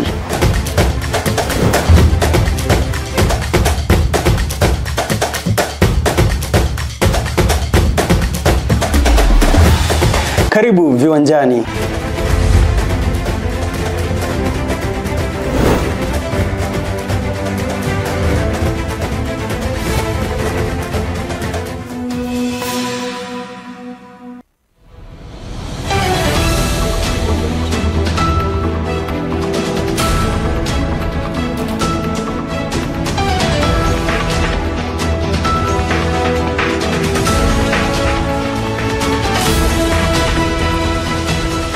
Unatazama Ndizi TV Afrika.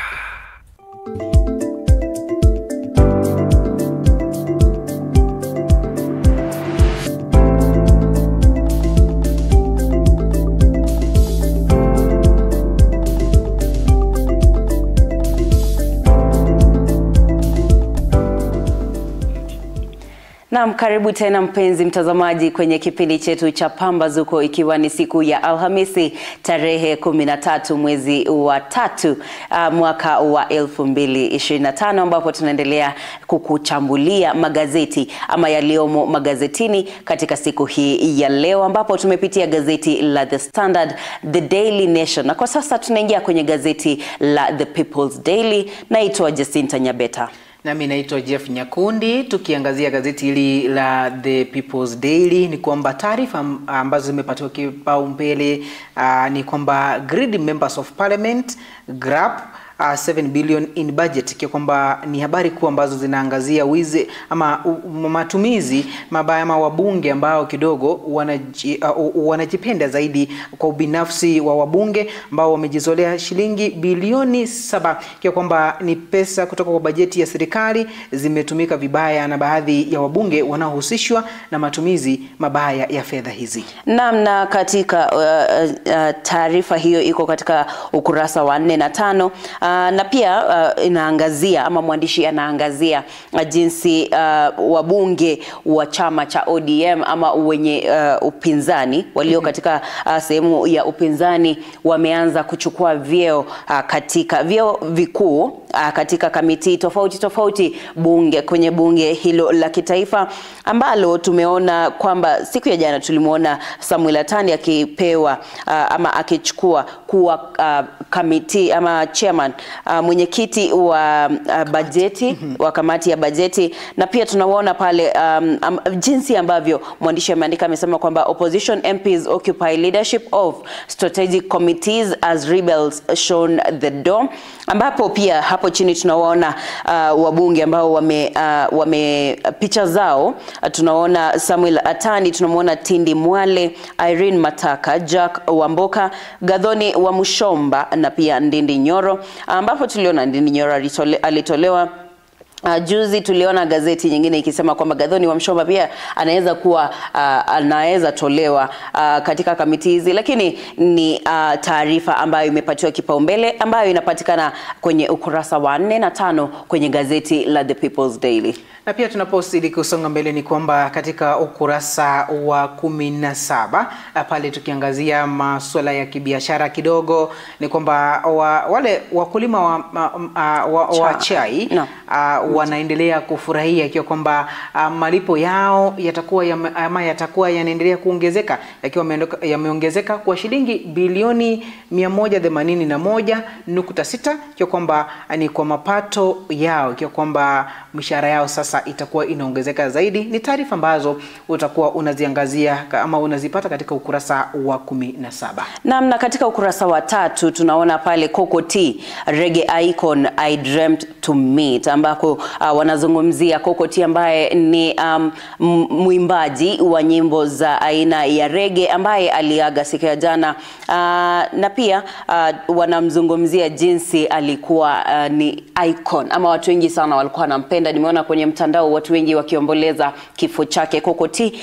Ni kuomba kwamba Mungu aweze kuilaza roho yake mahali pema peponi. Na tunapoendelea kusonga mbele na taarifa zilizomo katika gazeti hili la The People's Daily, ni kwamba kuna taarifa ambazo zimeangaziwa ukurasa wa 14 katika gazeti hili la The People's Daily. Wanataja kwamba The Parcel as insurance CEO dies by suicide a day before facing investigators.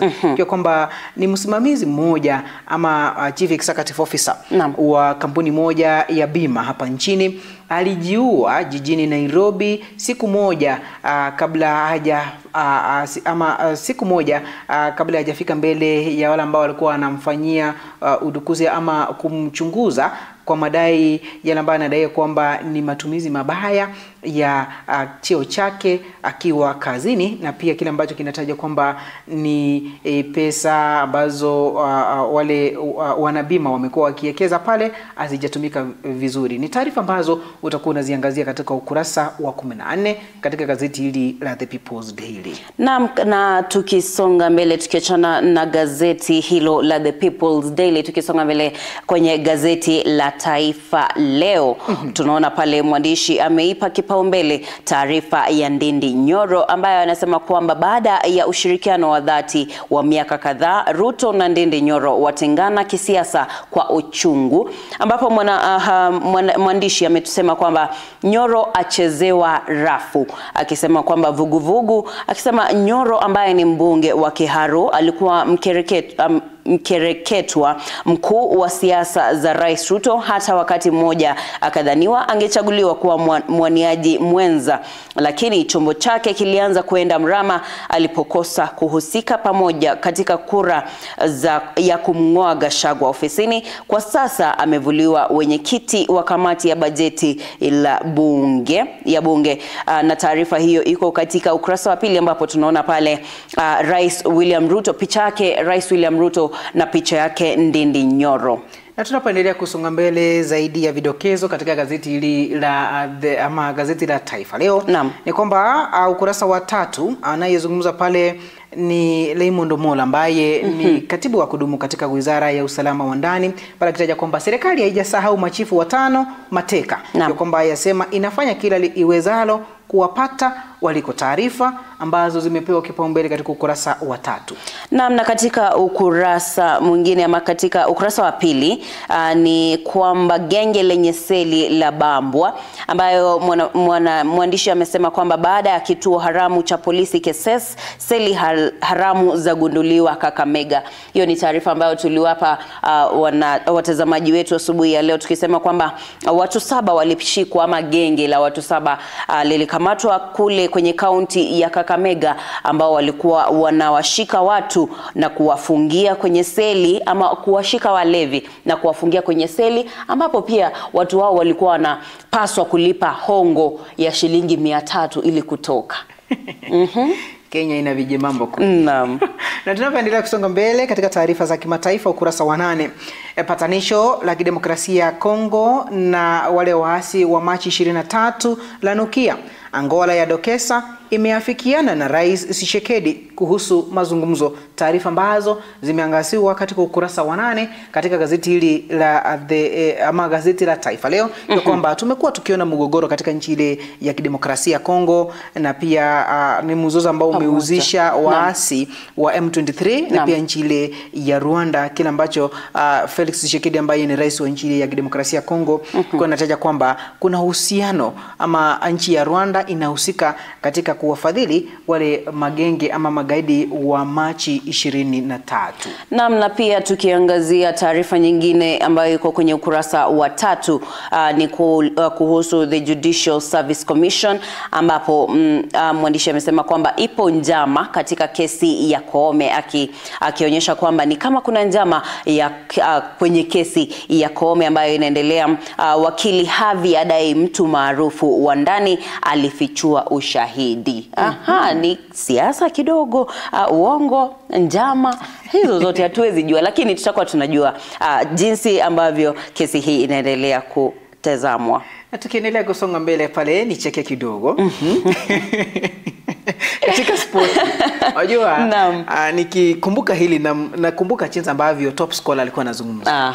Nadhani kwamba tunamngoja Jumamosi hii, nadhani pale atazungumza mengi kuhusiana na jinsi ambavyo mambo yamekuwa yakiendelea. Basi katika gazeti hili la Taifa Leo ukurasa wa 20, Liverpool nje ya UEFA, Payani na Paka nywe, vijana majachari wa PSG wapokeza sloti pigo kubwa.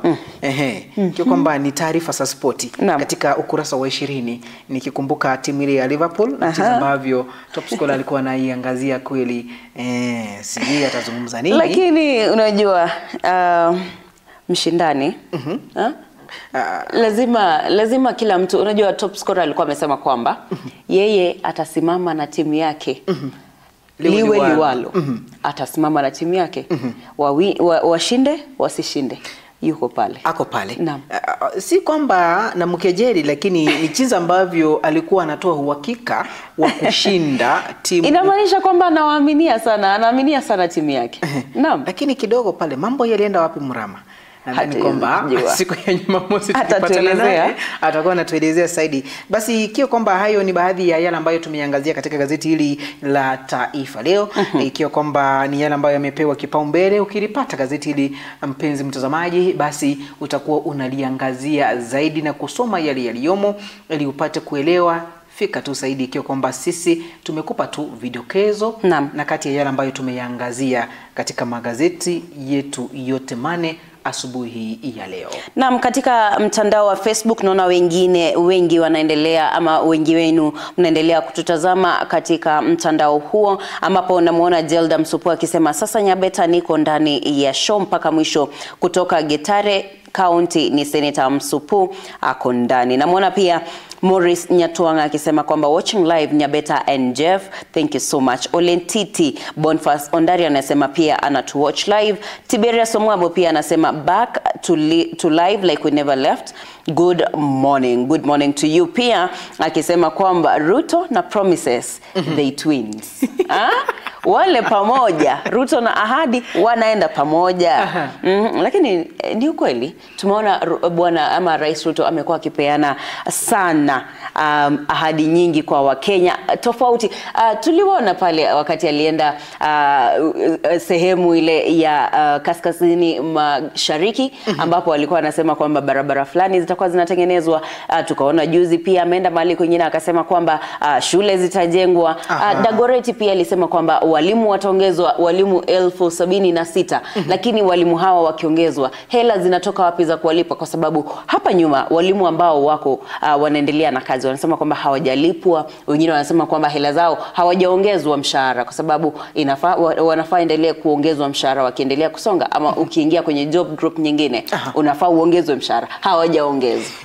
Ikiwa kwamba ni baadhi tu ya maoni ya Wakenya wale ambao mnaendelea kuyatuma kupitia mitandao yetu ya kijamii. Zikiwa zimekatika pale dakika 50 baada ya saa 1 masaa ya Afrika Mashariki, tunapoendelea kusonga mbele katika kipindi chetu cha Pambazuko. Na mpenzi mtazamaji, kwa sasa tumepitia magazeti ambapo tumeona maudhui tofauti katika magazeti yetu ya siku ya leo. Tumeangazia masuala ya siasa, tumeangazia masuala ya maendeleo ya usalama nchini Kenya, na kwanza kudorora kwa usalama nchini Kenya. Tumeyaona maudhui haya katika gazeti hizi za leo, lakini kwa sasa tutakuwa tunamalizia hapo awamu yetu ya pili ya uchambuzi wa magazeti kwenye siku hii ya leo. Basi tunapoelekea mapumziko mafupi tutakuwa tunarejea. Kumbuka kwamba leo hii tuko na mgeni katika studio zetu, na mgeni wetu tutakuwa tunaangazia utendakazi wa Rocky Driving School, ambayo ni shule moja ya kuwafunza madereva na jinsi ambavyo unafaa kuwa makini barabarani. Na tutakuwa tunasikia kutoka kwa tunasikia moja kwa moja kutoka kwa ambaye ni meneja wa kituo hicho cha Rocky Driving School kutoka eneo hili la Gusii, aelezee jinsi ambavyo utendakazi wao umekuwa. Jina langu mie ni Chef Nyakundi. Nami ni Jacinta Nyabeta, mwelekezi wetu ni anaitwa top scorer. Kidogo ni sahau top scorer. Lakini tunakukumbuka tu, endelea kufuatilia mpenzi mtazamaji, ikiwa kwamba tukitoka mapumziko tutakuwa tunaendelea na tutakuwa tunakuaga, mmoja wetu tutakuwa nakuaga, kisha baadaye tufanye mazungumzo moja kwa moja na mgeni wetu studioni.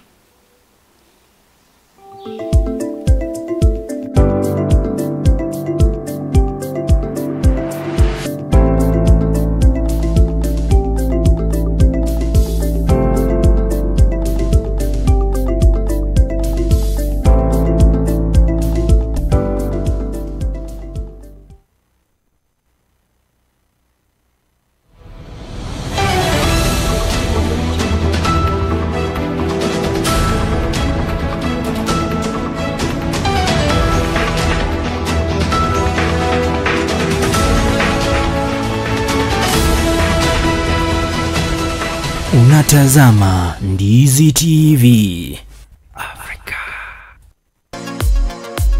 Wewe ni fundi wa kujenga nyumba au una nia ya kujenga nyumba? Basi duka la Sha Ceramics ambalo lipo mjini Kisii mkabala na jumba la Mocha Place wanauza bidhaa mbalimbali za ujenzi kama vile mapo tiles, chuma aina mbalimbali, mabati, simiti, PVC ceiling, vioo na cabinets, tangi za kuhifadhia maji, chain links, MDF boards, ceiling boards, rangi aina mbalimbali hadi zile zinachanganywa na kompyuta, bulbs, zulia aina zote, power tools, showers, pump za maji, kufuli, gypsum boards na zingine nyingi. Wapigie simu kwa nambari 0703943972. Sha Ceramics for hardware and sanitary.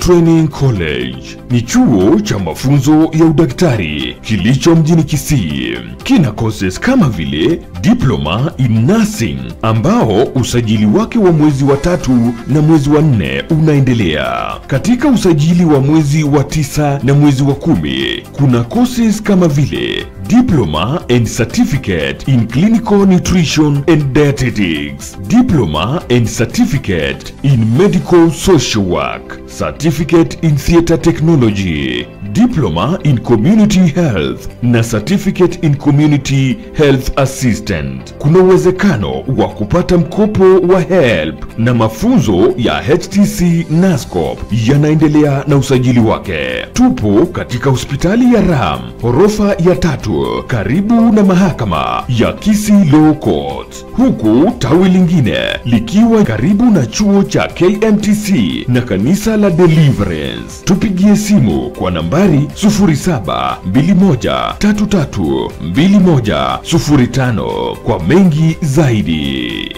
Welcome to Ram Medical Training College. Ram Training College. We provide quality service and uphold high intellectual values.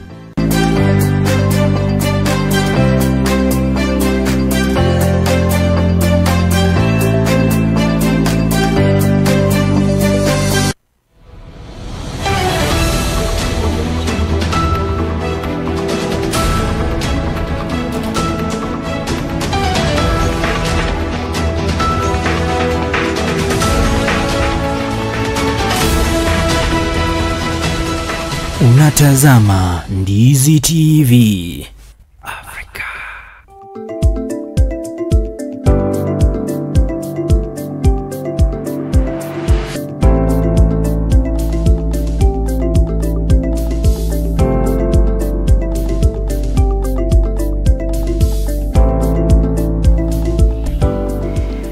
Basi baada ya mapumziko hayo mafupi tumerejea tena, ili mmoja wetu anapoondoka tubaki na mgeni wetu ambaye tulikuwa tunazungumza naye leo, jinsi ambavyo nimekueleza kwamba kile ambacho tutangazia ni utendakazi wa Rocky Driving School, na tukoa naye Abel Onchari ambaye ni Reverend Abel Onchari, jinsi ambavyo ilivyo, ambaye ni manager ama mkuu katika shule ile ya Rocky Driving School katika eneo hili la Gusii. Na vile tulivyokuahidi mpenzi mtazamaji ni kwamba siku ya Alhamisi ama kila siku ya Alhamisi tutakuwa tunazungumzia masuala ya kilimo na biashara. Kwa sasa siku ya leo tutakuwa tunazungumzia masuala ya biashara, ili uweze kujua utendakazi wa Rocky Driving School, ni nini kinachofanyika, ni nini kinachohitajika katika kufungua biashara kama hii, na pia ina mapato ama unaendaje haswa huku kwenye kaunti yetu ya Kisii. Hayo yote utakuwa unayapata hapa ndani ya Pambazuko, lakini kwa sasa mimi nitakuwa na kuaga. Tupatane siku ya kesho, Mungu akitujalia. Mimi naitwa Jacinta Nyabeta na nashukuru kwa sababu umekuwa nami kutoka asubuhi mpaka sasa hivi. Na mimi naitwa Jeff Nyakundi. Tutakuwa tutarejea hivi punde na mgeni wetu.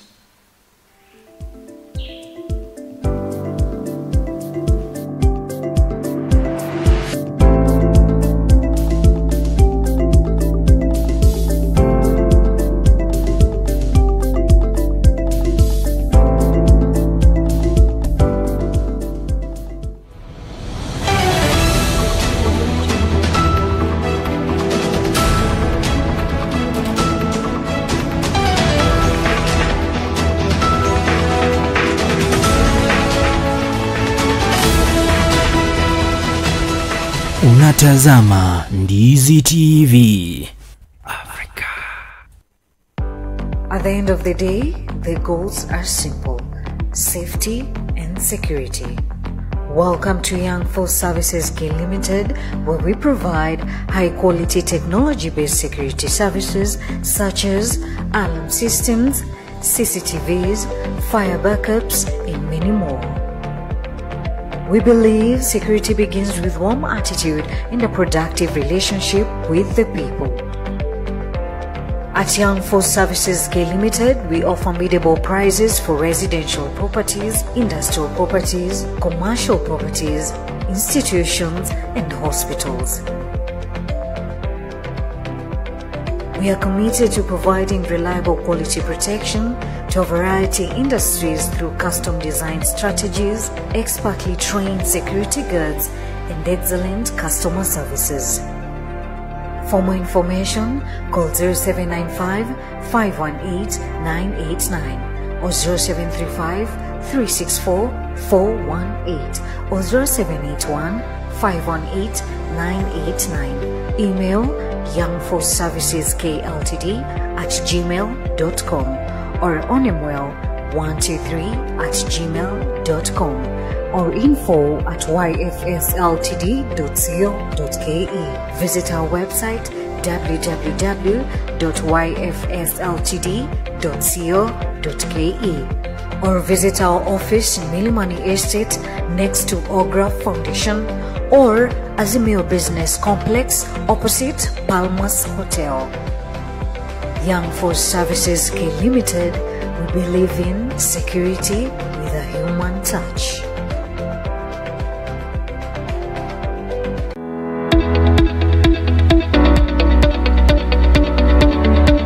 Umekuwa ukitafuta chuo ambacho kipo mahali tulivu, cha kisasa na kinachotoa mafunzo yatakayokuwezesha kupata kazi nyakati hizi na kina walimu waliohitimu. Bas Camel Park Training College ndicho chuo hicho. Wana courses za diploma na certificate kama housekeeping management, tourism management, food and beverage sales management, fashion design, cosmetology, information communication technology, graphic design, film production, broadcast journalism, marketing management, business management na zingine nyingi. Pia wana short courses kama vile computer packages, front office management, digital marketing, video editing na zingine nyingi. Admission inaendelea. Mwandikie barua msimamizi mkuu wa chuo hicho pamoja na vyeti vyako vya KCSE au result slip. Pia unaweza jisajili mtandaoni kwa tovuti yetu ya www.camelparkcollege.co.ke au upige simu kwa 0755386594 au 0753915354. Tupo katika barabara ya Kisii Kilgoris. Camel Park Training College, empowering excellence, inspiring innovation.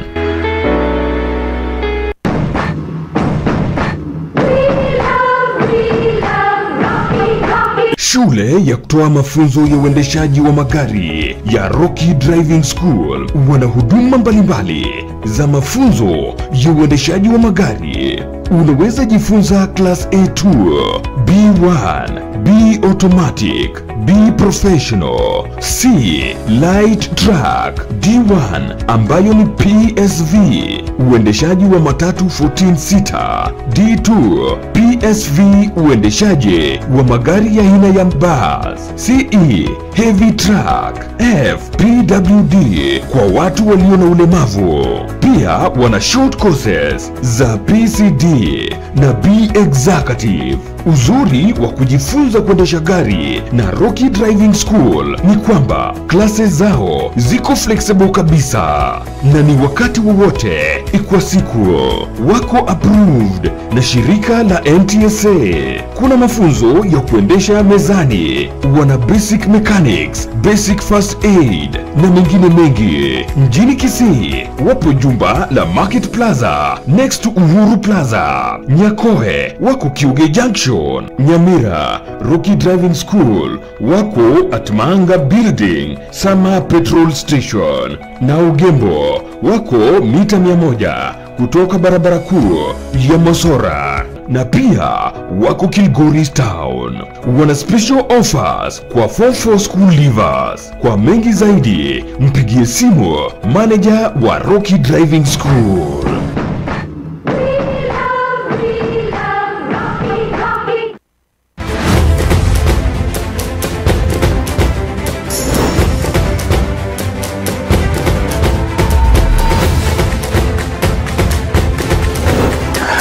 Ujambo mpenzi mtazamaji wa Ndizi TV, karibu kwenye kipindi Viwanjani kila siku ya Jumamosi kuanzia saa 8 hadi saa 10 jioni. Hapa Viwanjani nitakufahamisha yote yanayojiri kwenye ulingo wote wa spoti. Mpenzi mtazamaji, mchezo wa badminton ni baadhi ya mchezo ambayo tutaangazia kwenye kipindi Viwanjani kuanzia saa 8. Usikose kuungana nami James the Top Scorer niweze kukata kiu yako kispoti.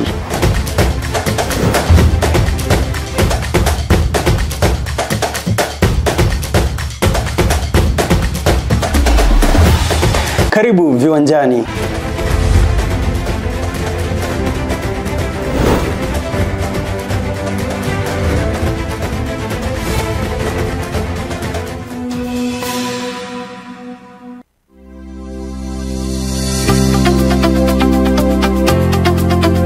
Ram Training College ni chuo cha mafunzo ya udaktari kilicho mjini Kisii. Kina courses kama vile Diploma in Nursing ambao usajili wake wa mwezi wa 3 na mwezi wa 4 unaendelea. Katika usajili wa mwezi wa 9 na mwezi wa 10 kuna courses kama vile Diploma and Certificate in Clinical Nutrition and Dietetics, Diploma and Certificate in Medical Social Work, Certificate in Theatre Technology, Diploma in Community Health na Certificate in Community Health Assistant. Kuna uwezekano wa kupata mkopo wa HELP na mafunzo ya HTC NASCOP yanaendelea na usajili wake. Tupo katika hospitali ya Ram, ghorofa ya 3, karibu na mahakama ya Kisii Law Court, huku tawi lingine likiwa karibu na chuo cha KMTC na kanisa la Deliverance. Tupigie simu kwa nambari 0721332105 kwa mengi zaidi. Welcome to Ram Medical Training College. Ram Training College, we provide quality service and uphold high intellectual values.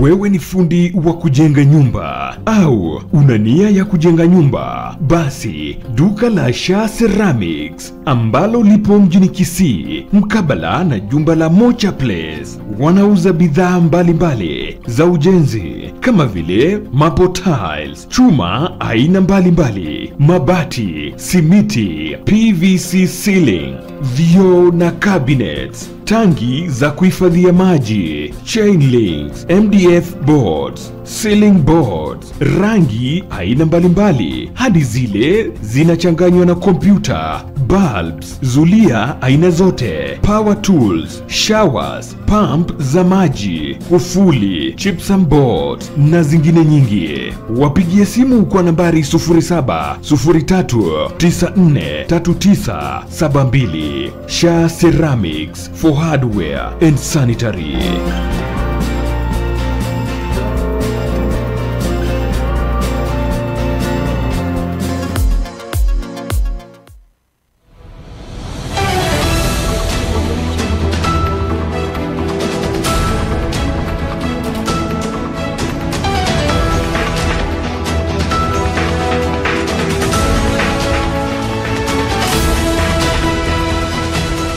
Unatazama Ndizi TV Africa. Ndizi TV.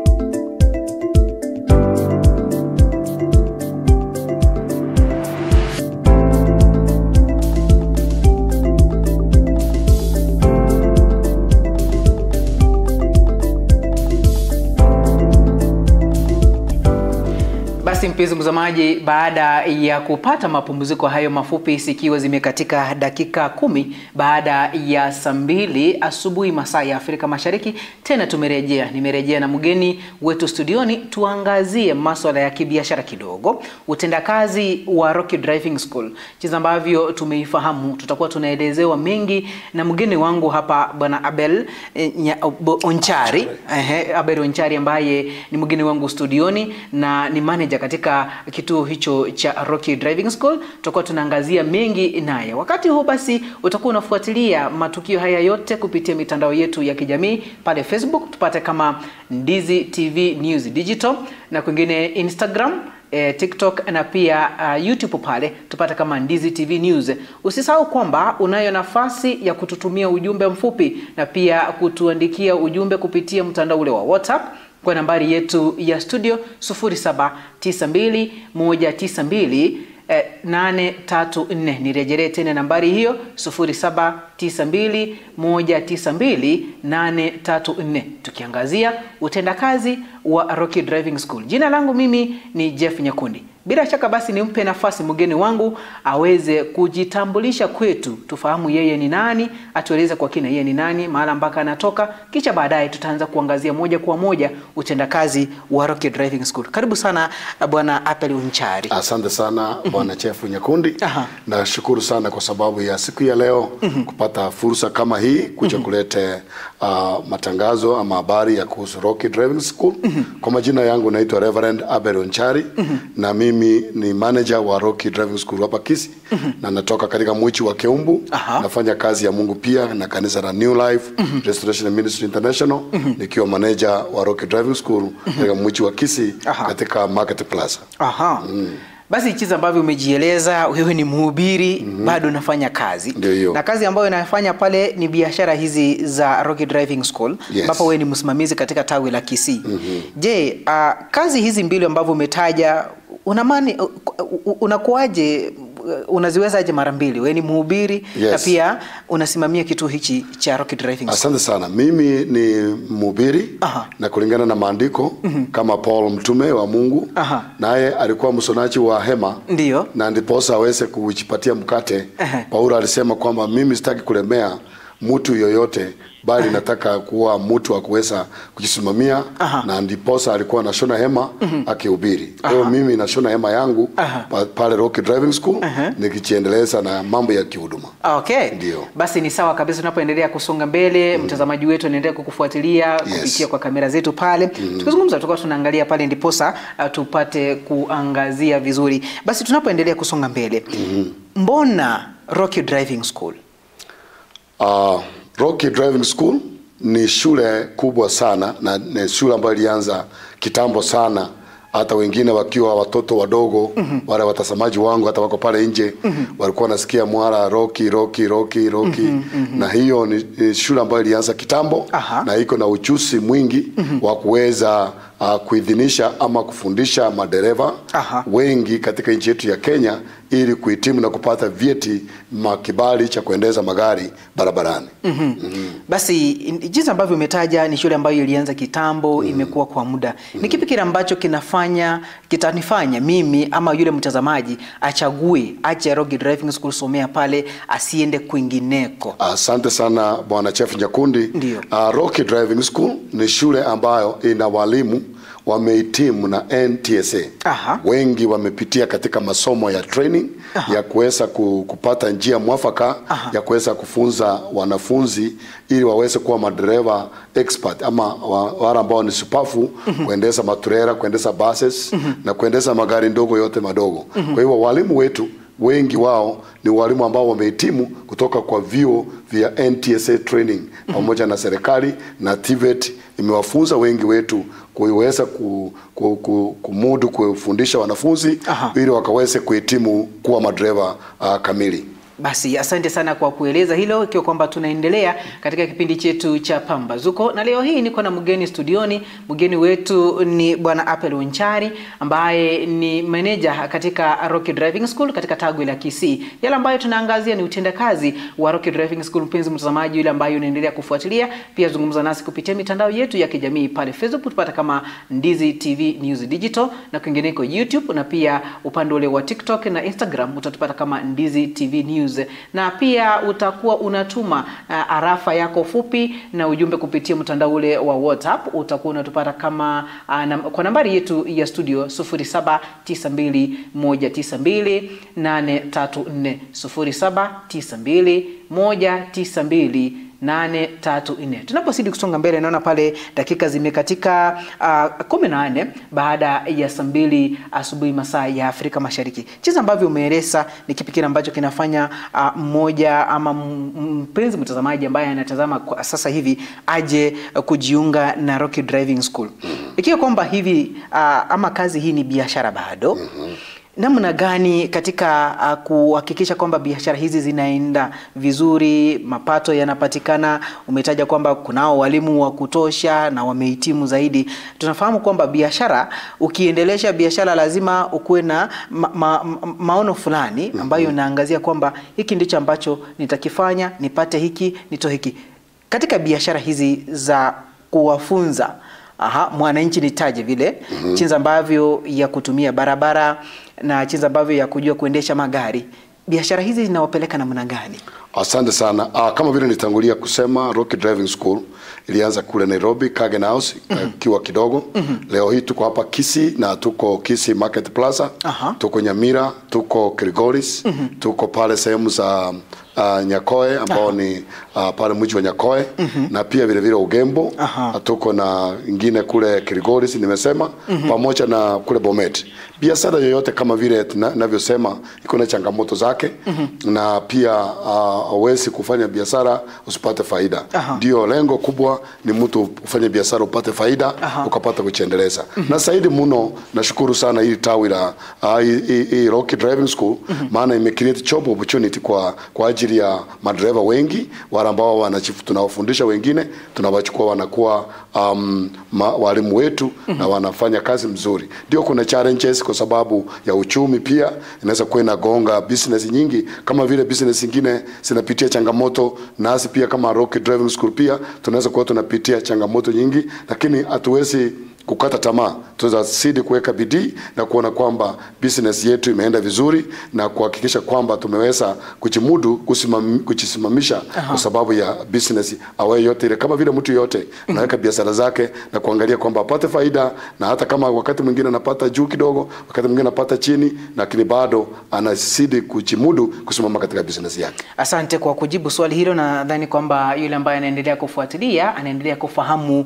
jinsi ambavyo Rocky Driving School inafanya kazi yake.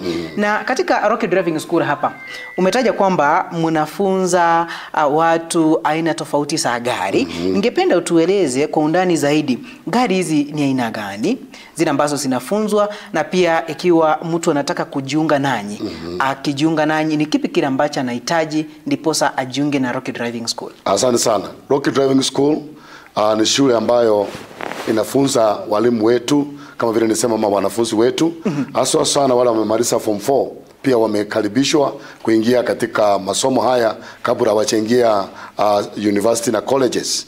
Na tunafunza pikipiki ambao ni A2, tunafunza pia vile vile gari ndogo, tuko na automatic, tuko na people with disability, wale watu ambao wako na ulemavu katika mili yao, tuko na section yao ambao ni special ya kuwafunza, tuko na heavy trucks, tuko na mambo ya matatu, tunafunza buses, tunafunza kila kitengo chochote kinahusu kufundisha wanafunzi wetu. Tunafanya hivyo. Tuko na B3, tuko na C1, tuko na D1, D2 na trailer, people with disability. Pia tuko na short courses na executive also tunafunza ili wale watu ambao wamehitimu. Tuko na defensive training, tuko na first aid training. Hizi zote tunafanya kama tawi la Rocky Driving School. Jinsi ambavyo umeeleza yale ambayo mnapeana pale, ikiwa kwamba umetaja mambo ya pikipiki, na tumekuwa tukiona kwamba watu wengi tu vijana ambao wanajifunza pikipiki, unapata kwamba wengi hawaendi shule za kujifunza, ajue kwamba nimeenda driving school, nifunzwe, nielewe ni kipi kile ambacho nafaa kufanya. Ni kipi kile ambacho mmekifanya nyinyi kama Rocky Driving School kuhakikisha kwamba umesaidia vijana hawa wa kuendesha bodaboda, kuhakikisha kwamba wanajua kutumia barabara vizuri, matumizi matumizi ya barabara vizuri, ikiwa kwamba kuna jambo ambalo wanafaa kulifanya, wamelifanya kuhakikisha kwamba usalama barabarani umeidhinishwa? Asante sana, swali mzuri hiyo Bwana Chef. Sisi kama wanaroki tunao wajibu mkubwa sana wa kuelimisha watu wetu mambo ya usalama barabarani, aswa hawa wanafunzi wetu ama wanabiashara wa bodaboda. Na hasa sema kwamba kama tawi la Kisii tumefunza kaunti mzima ya Kisii miaka ambayo imepita, na tunaendelea kuwafundisha kupitia na miradi mbalimbali, vitengo mbalimbali, na tunawapatia driving license. Na haswa sana tunazingatia usalama barabarani.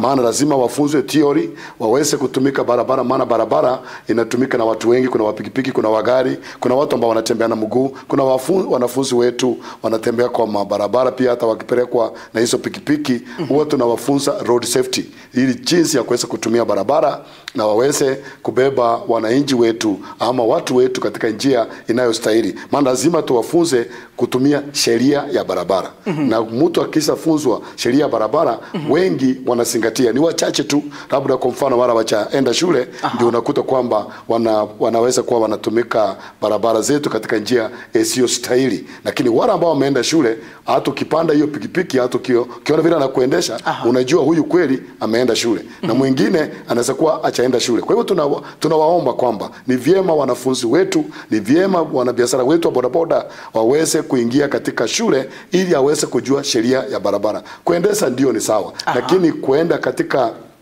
kusoma kwa shule, ujue signs za barabara, ujue mesa ya barabara, jinsi ya kuweza kupita kona, vile unaweza kupita mwenzako, usipite katika opposite side. Hiyo ni njia ambao muhimu sana, maisha mzuri kwa yule anatumika barabara, kujua sheria ya barabara. Basi asante, umelieleza ile kwa upana zaidi, na kuna yale ambayo tumekuwa tukiyaona, ushirikiano wa serikali na shule za kufunza madereva na wanabodaboda. Je, ushirikiano wa Roki na serikali kuu, aswa ama NTSA, National Transport and Safety Authority, ni ipi ambayo, ama ushirikiano wenu na serikali kuhakikisha kwamba usalama barabarani umekuwa mzuri ni upi? Asante sana, swali mzuri Bwana Chef Nyakundi. Sisi uhusiano wetu na ushirikiano wetu na serikali, moja, serikali yetu lazima ihakikishe kwamba walimu wetu tumewapitishia kwa mikono yao kufunzwa, wapewe vyeti vinavyostahili ili kuja kufundisha wanafunzi. Maana huwezi kuwa dereva bila kufunzwa na mwalimu. Na mwalimu anaenda college ndiye aweze kuwa mwalimu wa kufunza high school, university na kuelekea popote pale. Na walimu wetu lazima NTSA iwafunze. Number 2, lazima wanafunzi wetu ambao tunafunza wapite katika tests ya NTSA, waone kwamba hii shule ya Roki hawa wanafunzi kweli walienda class, wamesoma na wamehitimu na wamefanya. Kama jana nimekuwa na wanafunzi karibu 80 ambao wamefanya mitihani zao, wote wamehitimu, kwa sababu masomo ile ambao tunapeana ama mafundisho yale ambao tunapeana kwa wanafunzi ni yale ya kuwaidhinisha kupita mitihani. So NTSA ambao ni serikali, tunashirikiana kwa kutest wanafunzi wetu Kenya mzima, ili kuonekana kwamba hawa madriver wamehitimu, na yule ambaye hajahitimu anarudi nyuma kidogo, mahali alishindwa kidogo, anakuamuliwa, anaendelea mbele vizuri, anakuwa expert drivers. Pia vile katika sehemu hiyo tuko na refresher courses. Wale wanafunzi wetu wengine ama madriver already drivers, wanaendesha mabasi, wanaendesha matatu, wanakuja kitu kinaitwa refresher course, ili waweze kujikumbusha yale ambao walisoma miaka iliyopita, waweze kufanya upya na waweze kuwa revived, ili kwamba wakiingia barabarani wamekuwa already refreshed. Hiyo yote tunaifanya. Basi asante kwa kulizungumzia hilo, na kuna mengi ambayo huwa yanaendelea katika sekta hii ya barabara, mambo haya ya barabarani ama uchukuzi hasa kwa ujumla, na nitaje vile, na kuna wale ambao utaja kwamba sijui kama ni changamoto tutaita, lakini utatueleza. Kuna mtu anasema, mimi nilienda nikajifunza, ama nilijifunza na gari ya rafiki yangu, nikajifunza na gari ya baba yangu, kila ambacho mimi nahitaji ni cheti. Namna gani mtahakikisha kwamba huyu ambaye anakuja pale aseme vile yeye kila ambacho anahitaji ni cheti tu, apate cheti kile cha kuendesha gari? Je, mnafanya nini kuhakikisha kwamba mtu huyu amupeani vyeti kiolela holela, kila ambacho mtu nije kama mimi nije tuseme najua kuendesha gari, gari, niseme nawe nizungumze na manager, nahitaji kupata driving license peke yake. Je, jambo kama hilo linatokea ama? Asante sana. Hiyo ni jambo muhimu kabisa, na hapo ningetaka kuongelea na kufafanua kwa upana wake. Watu wengi, kuna wale wamejifunza pikipiki na wanakuta kwamba wamejua kuendesha, wanakuja kufanyiwa kitu naitwa test and theory. Hiyo ni kimombo, ama wanajaribiwa katika masomo ya theory na kuona kwamba wamehitimu na kuendesha hiyo pikipiki. Mwenye ambaye anajua kuendesha pikipiki magari, akikuja kwa shule yetu hawezi kupata cheti chochote kikinjia kiolela. Anapata mafundisho, lazima ingie class, afundishwe na tumufanyie kitu naitwa assessment. Hiyo assessment ndio itahitimiza huyu mwanafunzi kwamba yeye ametosha kwenda kufanyiwa testing, na lazima kila mwanafunzi aende katika testing unity ili aonekane kwamba kweli alienda shule. Hiyo ndio kitu cha muhimu kabisa. Hakuna mtu yeyote anaweza pata cheti ama driving license pasipo kukanyaga kwa shule. Na hiyo kama kunaweza patikana 1, 2, 3 kule nje, wengi wao ndio wana cause accident. Wengi wao ndio hawaelewi jinsi ya kutumia barabara zetu.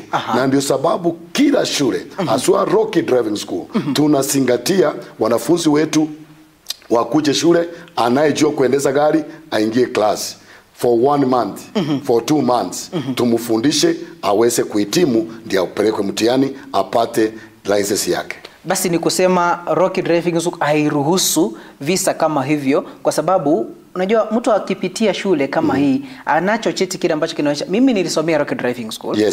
Na ipata kwamba yeye ni mtu anafunja sheria barabarani, jinsi ambavyo ana overtake pale barabarani, akipata kama ni highway na kuna mwingine anatokea upande mwingine, hapeani nafasi ili gari hizi zipishane ndiposa waweze kupita pale. Ni kuhakikisha kwamba shule hii haifanyi jambo kama hilo.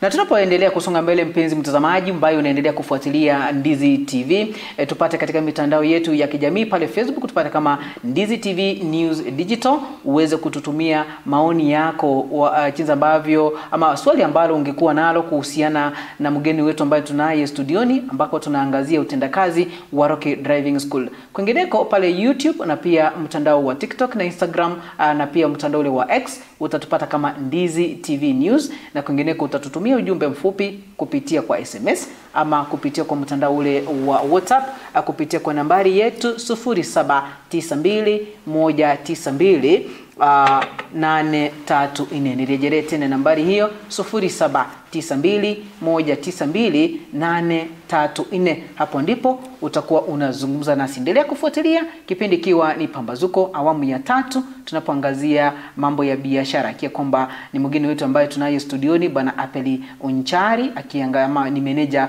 wa shule ile ya Rocky Driving School tawi la Kisii, ambako tunaangazia utendakazi wa Rocky Driving School. Tunapoangazia ama tunapoendelea kusonga mbele, naona baadhi ya mashabiki pale ambao wanaendelea kufuatilia. Naona Francis Onguso Mukaya anasema kwamba anafuatia kutoka kaunti Nyamira, eneo lile la Goma Riabe, akiendelea kufuatilia Ndizi TV. Na kwingineko Roda Ruta anasema kwamba Ndizi TV News Digital anafuatilia moja kwa moja kutoka Jeddah hadi Nyaribari Masimba Bunyakoni Angaza. Good morning to you. Sijaona maswali hapa, lakini nadhani kwamba watakuwa wanatuma maswali tunapoendelea kusonga mbele. Jinsi ambavyo umeeleza pale utendakazi wa Rocky Driving School. Ndio. Tunafahamu kwamba kuna changamoto katika kazi ambayo mnaifanya. Je, baadhi ya changamoto zile ambazo mnazipata nyinyi kama shule ya kuwafunza madereva ama driving school kwa ujumla, ni kipi kile ambacho mnapitia kama changamoto? Changamoto nyingi tunapata ni kwa sababu ya uchumi. Uchumi wetu unapopona, ndiposa sekta zote ambazo zina deal na mambo ya driving ama kampuni zozote zile zinaweza kujiendeleza vizuri kama uchumi uko mzuri. Haswa sana ukiangalia mambo ya mafuta, wakati mwingine inaenda juu, inarudi chini kidogo, inaenda juu na kurudi chini, hata inarudi kidogo sana. Hiyo mambo ya fuel hiyo inatulemeza sana, na wakati mwingine unakuta kwamba wana nchi hawana pesa Wananchi wakikosa pesa, hii ni changamoto kubwa hata kuweza kujimudu kupeleka wanafunzi wao ama watoto wao katika masomo ya driving school. Ndio unakuta kwamba wakati mwingi hata ukiangalia hata kama ni masomo zile za high school, unakuta secondary, unakuta wanafunzi wanafukuzwa kila wakati. So ni kumaanisha kwamba wakati wazazi hawana school fees ya kutosha, watoto wao wengine hawawezi kuletwa kwa shule. Lakini tuna changamoto zingine ambazo kama hizo zinakuanga zimekumba idara yetu, kwa sababu unakuta kwamba ile mwanafunzi anakuja kwa shule na unakuta kwamba amelipa school fees kidogo, na unakuta kwamba wakati mwingine ameshindwa kulipa na hiyo ingine. Tungekuwa na njia moja au nyingine, serikali kupitia CDF na hizi vitengo vingine vya hata donor agencies wakiweza kusaidia zile familia maskini waweze kuingia wakisaidia katika masomo kama haya. Kesho na kesho kutwa utakuta kwamba hawa wamekuja kujisaidia na kuwa supporters wa familia zao. Kwa hivyo changamoto kubwa ni uchumi ukidorora, unakuta kwamba mambo ya business pia inarudi chini. Wazazi wanakuwa affected kwa sababu uchumi uko chini, na unakuta kwamba ni shida iko juu sana, na shida ya kupata fedha inakuwa ngumu. Basi umeeleza pale vizuri, na tunapoendelea kusonga mbele, jinsi ambavyo mnafanya kazi yenu. Je, tunapata kwamba si kila mtu atapata kuafikia kulipa pesa zile ambazo mnahitaji nyinyi kama shule ndiposa ahitimu kama dereva? Je, ushirikiano wenu, tumekuwa tukisikia baadhi ya wawakilishi wadi, baadhi ya wabunge wakitaja kwamba tunataka vijana wetu maybe waendesha pikipiki hawana leseni, tunataka kuleta shirika ama shule moja iweze kuangazia na kuwafunza. Je, nyinyi mnakuwa na ushirikiano kati ya viongozi ambao wameteuliwa na maeneo yale ambayo wanatoka kujaribu kusaidia vijana wale ambao angalau hatajiweza kulipa karo ya kupata leseni ama kujifunza namna ya kuendesha gari au pikipiki? Asante sana. Hiyo tumefanya mara kwa mara na hata sasa tunafanya. Unakuta kwamba kuna wale wajumbe wako na moyo wa kusaidia vijana kutoka mashinani ambao hawana uwezo wa kujipeleka shule. Unakuta CDF inawalipia. Nakumbuka wakati moja county ya Kisii tuweze kufunza wanafunzi, Nyamira pia tumeweza kufunza kupitia the CDF ama county government. So hii pia tunawaomba hata wanafunzi pia na wajumbe wa MCA, wajumbe pia wakati kama unajua uchumi ni ngumu, najua pia pesa ya kutoka national government inachukua pia muda kufika CDF, kufika katika maeneo yale ambayo inatakana, lakini ninaona kwamba wengi wanakuja kupitia mradi wa CDF, tunawasaidia na tunatarajia maybe ikiwezekana kutoka kwa MCAs wale wabunge wale wajumbe wa ward na pia wanaweza kunyosha mkono kusaidia watu wao wale ambao wanakuwa kiwango cha chini, ambao hawezi kujipeleka katika udereva na kuweza kujisaidia katika jamii zao. Asante kwa kueleza hilo, jinsi ambavyo ushirikiano wenu kati ya viongozi ambao wameteuliwa zikiwa zimekatika. Mpenzi mtazamaji, hii dakika 32 baada ya saa 2 asubuhi masaa ya Afrika Mashariki, tunaendelea kuangazia utendakazi wa Rocky Driving School ambalo ni tawi la Kisii, na jinsi ambavyo umetaja pale, ungetukumbusha tawi hili la Kisii linapatikana wapi? Na kama mtu angetaka kuja pale atawapata namna gani? Asante sana. Asante sana Bwana Chef Nyakundi, hilo ni swali nzuri. Tunapatikana Kisii, tunapatikana Rocky Driving School iko pale Market Plaza karibu na Gaston Petrol Station. Tumekaa hapo kwa miaka mingi sana, na ukitaka kutupata kuja pale, na pia vile vile ukitaka kutupata Nyamira tuko Manga Building pale karibu na Shama Petrol Station, utaona Rocky Driving School pale. Ukitaka kwenda Nyakoe pale Kioge Junction utaona shule yetu pale opposite Rocky Driving School. Ukitaka kwenda Ugembo Mosora Road pale utapata shule yetu ya Rocky Driving School, na kienda Kilgoris pale karibu na market ya Kilgoris tuko na shule yetu pale. Unapopanda njia kwenda Nairobi Bomet Rocky Driving School tuko pale na stage ya kuelekea Nairobi. Tumefanya hivi kwa sababu gani? Kufikia watu wetu karibu na masomo haya yanafikia watu wetu karibu na penye wanatoka.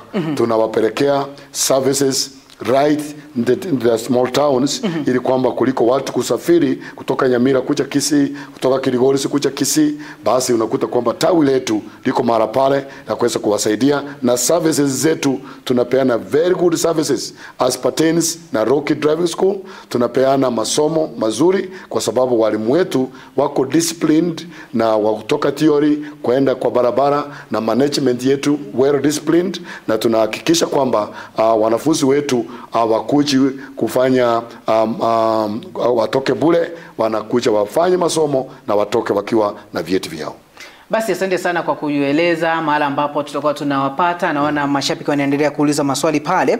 Lakini kabla hatujaelekea katika mapumziko mafupi, ni kwamba kwa wale ambao wangependa kuwapata, maybe kwa nambari ya simu, kwa sababu maybe ako pale mashinani, mahala ambapo umetaja, kama umetaja Nyakoe, umetaja eneo la Ogembo, yeye mahala ambapo hapo si karibu na Ogembo, si karibu na Nyakoe, akiwapata kwa nambari ya simu atawapata namna gani? Nambari ya simu ni ile moja tu, iko katika mtandao wetu. Ukinipigia mimi na kudirect, wengi wamenipigia kutoka Migori, kutoka Marani, kutoka Nyaribari Masaba, kutoka Nyamira na kutoka sehemu zingine zote. 0723-803-503. Nambari hiyo ukipiga itakuwa rahisi kunipata, na pia vile vile kuna nambari yetu ya simu zingine siko kwa brochure zetu. Ukipiga hiyo ama ukienda katika mtandao huo utapata all the information ambao unahitaji, na haswa katika Kisii, tawi la Kisii, ukipiga nambari nimekupatia inakuwa rahisi hata kufikia wale wa manager wetu wengine. Basi tunapoendelea kusonga mbele, tutakuwa tunaelekea katika mapumziko mafupi, kisha baadaye tutakuwa tunarejea tuendelee kuzungumza ama kuangazia utendakazi wa Rocky Driving School. Tukirejea tutakuwa tunajua ni nini kile ambacho wewe unahitaji, ama mmoja ambaye anakuja kujiunga nanyi atakuwa anahitaji. Na pale nimeona wengine wakiuliza maswali, je, nikitaka kuja kujifunza ni pesa ngapi nitahitajika kujifunza, na gari ndogo, gari kubwa, na wanauliza kwamba hii shule ya Rocky Driving School ni shule ya serikali ama ni ya kibinafsi. Hayo yote tutakuwa tunayajibu wakati tutatoka mapumziko mafupi. Jina langu ni Jeff Nyakundi na hii ni Ndizi TV, kipindi kikiwa ni Pambazuko. Endelea kutufuatilia katika mitandao yetu yote ya kijamii. Pale Facebook tupata kama Ndizi TV News Digital. Asante sana.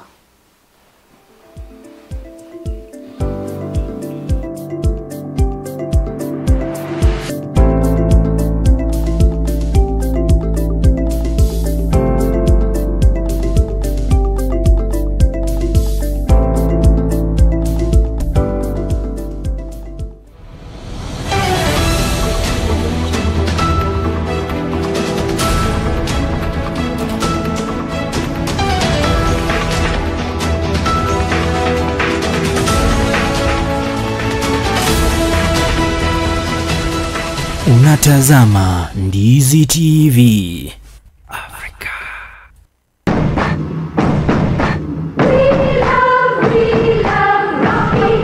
Shule ya kutoa mafunzo ya uendeshaji wa magari ya Rocky Driving School wana huduma mbalimbali za mafunzo ya uendeshaji wa magari. Unaweza jifunza class A2, B1, B automatic, B professional, C light truck, D1 ambayo ni PSV, uendeshaji wa matatu 14 sita, D2 PSV, uendeshaji wa magari ya aina ya bus, CE heavy truck, F PWD kwa watu walio na ulemavu.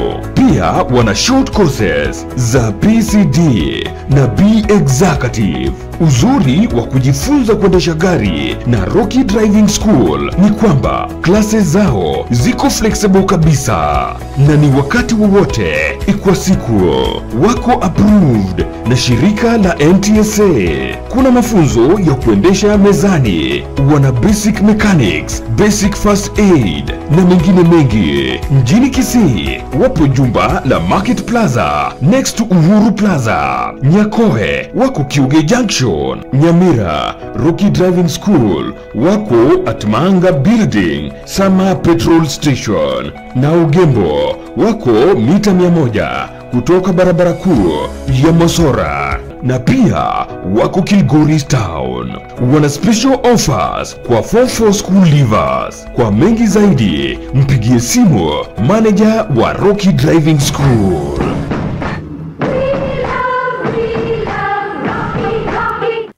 Ndizi TV.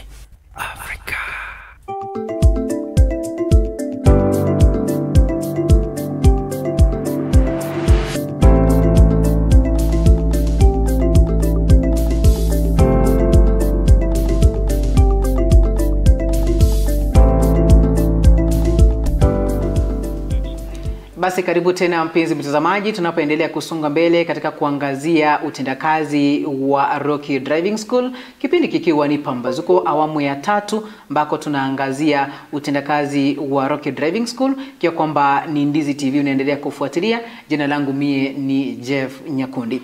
Basi tunaporejea, kuna maswali yale ambayo naona hapa baadhi ya mashabiki wameuliza nikiyapitia. Naona Roda Ruth akisema kwamba ukitaka kujifunza hiyo Rocky Driving School kwa gari ndogo, pesa ni ngapi? Na nitachukua muda upi ule kumaliza, nijue kwamba vitu vipi vile ambavyo vinahitajika pale ndio nijiunge na kujifunza SUA driving.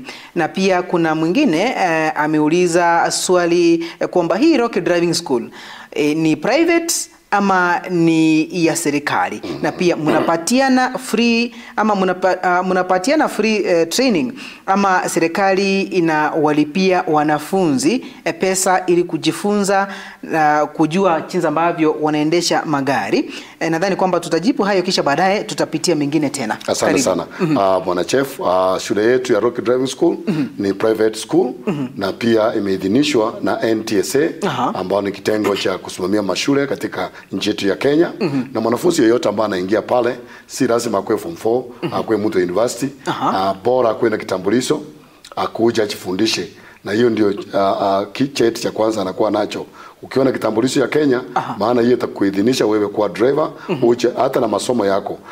Ile ambao uko naye ya darasa la 8, darasa la 7, form 4 kwenda mbele, wale wameenda viwango vya juu, bora unataka kununua gari yako, kucha mara pale.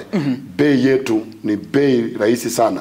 Sisi hatuna bei ile ambayo ya kuweza kuhakikisha kwamba mwanafunzi atashindwa kulipa. Hiyo unapokuja unaenda katika tawi letu utafanywa bei mzuri ambayo ile itakuridhisha wewe kufanya masomo ya driving school. Tunafundisha D2 for 33 matatu 6, PSV 33 matatu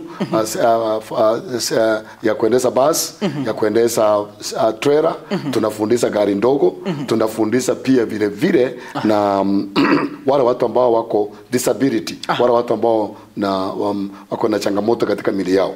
Hizo zote tuko nazo. Pia vile vile serikali inaweza kukusponsor ukuje usome Rocky Driving School, wakulipie school fees kidogo kulingana vile unaweza kulipa, maana hawezi kukulipia yote. Wakikupatia kama ni nusu, wewe utaongezea nusu. Na tumekuwa na mkataba kama huo pamoja na CDF na vitengo vingine. Una sponsors, well wishers, anaweza kukulipia full course ama anaweza kukulipia half course, unapata cheti chako. Kwa hivyo sisi tuko very much flexible, na kwa sababu hiyo ndio unaona kwamba Rocky inasambaa Kenya mzima na Gusii mzima.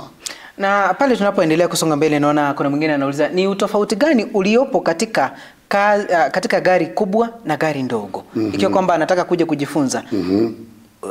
Pale umetaja gari ndogo, umetaja gari kubwa. Ni utofauti upi ambao uliopo katika gari kubwa na gari ndogo? Asante sana. Utofauti mkubwa iko kwa sababu gari kubwa inabeba watu wengi. Na gari ndogo inabeba watu kidogo. Maybe kwa watu 4 ama watu 5 kulingana vile capacity ya gari imewekwa. Na ile kwamba ni kwamba gari ndogo iko chini kidogo na gari basi iko juu.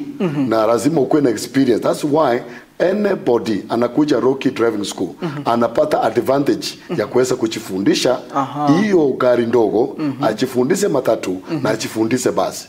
Huyu mwanafunzi akitoka kwetu atakuwa na experience kubwa sana kwenda kule nje, kwa sababu itamgharimu 2 years akiwa na license ya B2 ndiposa aweze kuingia, aweze kufanywa endorsement ya gari ambao ni basi ama matatu. Kuna viwango unapewa na serikali, unakuwa na experience kwa gari ndogo kwa miaka miwili ndio uende katika C1 ndio uweze kujimudu kuingia. Sasa hiyo ukiingia hapo ukicha Rocky utakuja kufanywa what we call endorsement.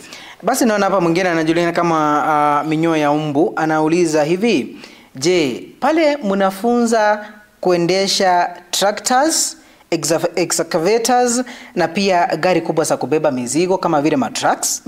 Tunafunza kitu inaitwa CE, heavy trucks trailers. Hizo tunafunza. Lakini mambo mengine kama tractors na hizo zingine hatuna hizo tractors ya kufundisha at the moment. Lakini saa hizi sisi tunadili na trailers, tunadili na matatu na buses, tunadili na magari ndogo na wale watu ambao wako na ulemavu na motorcycle, hizo zote na professionals pia tunawafunza. Basi tunapoendelea katika mazungumzo haya, mpenzi mtazamaji, unaweza endelea kuuliza maswali kupitia mtandao wetu wa Facebook pale. Usisahau kutufuatilia kama Ndizi TV News Digital na kwingineko katika kututumia ujumbe mfupi, na pia katika mtandao ule wa WhatsApp. Nambari yetu ya studio ni 0792192834. Na kuna swali na changamoto ambazo zinakuwa hapa na pale. Tupata kwamba wewe ni mzazi, unaye mtoto na unataka mtoto wako ajue kuendesha gari, unayo gari. Maybe wazazi wengi husema kwamba ninaye mtoto na ningependa sana ajue kuendesha gari, kwa sababu ikiwa kwamba tupo pale nyumbani, yeyote amepatwa na shida yeye ndio tutatumia atutoe, maybe apeleke mtu hospitali, afanye jambo fulani. Je, umesema kwamba mtu ambaye anahitimu kusoma udereva lazima awe na kitambulisho. Basi watu hawa ambao wako chini ya miaka 18, hawa sasa tutawaita watoto, anaruhusiwa kujifunza? Na je, ni vizuri mzazi kumfunza mtoto wake jinsi ya kuendesha gari? Okay, asante sana, ile swali mzuri. Mzazi nambari ya kwanza ana kibali ya kuweza kufunza mtoto wake kuendesha gari. Yeye ana kitu inaitwa instructor license. Kwa sababu wale walimu ambao wanafunza kwetu wameidhinishwa na serikali kupewa instructor license ndio aweze kuinstruct mwanafunzi kumfunza kuendesha gari. Na pia vile vile mzazi ana hiyo kibali kama vile nimetangulia kusema.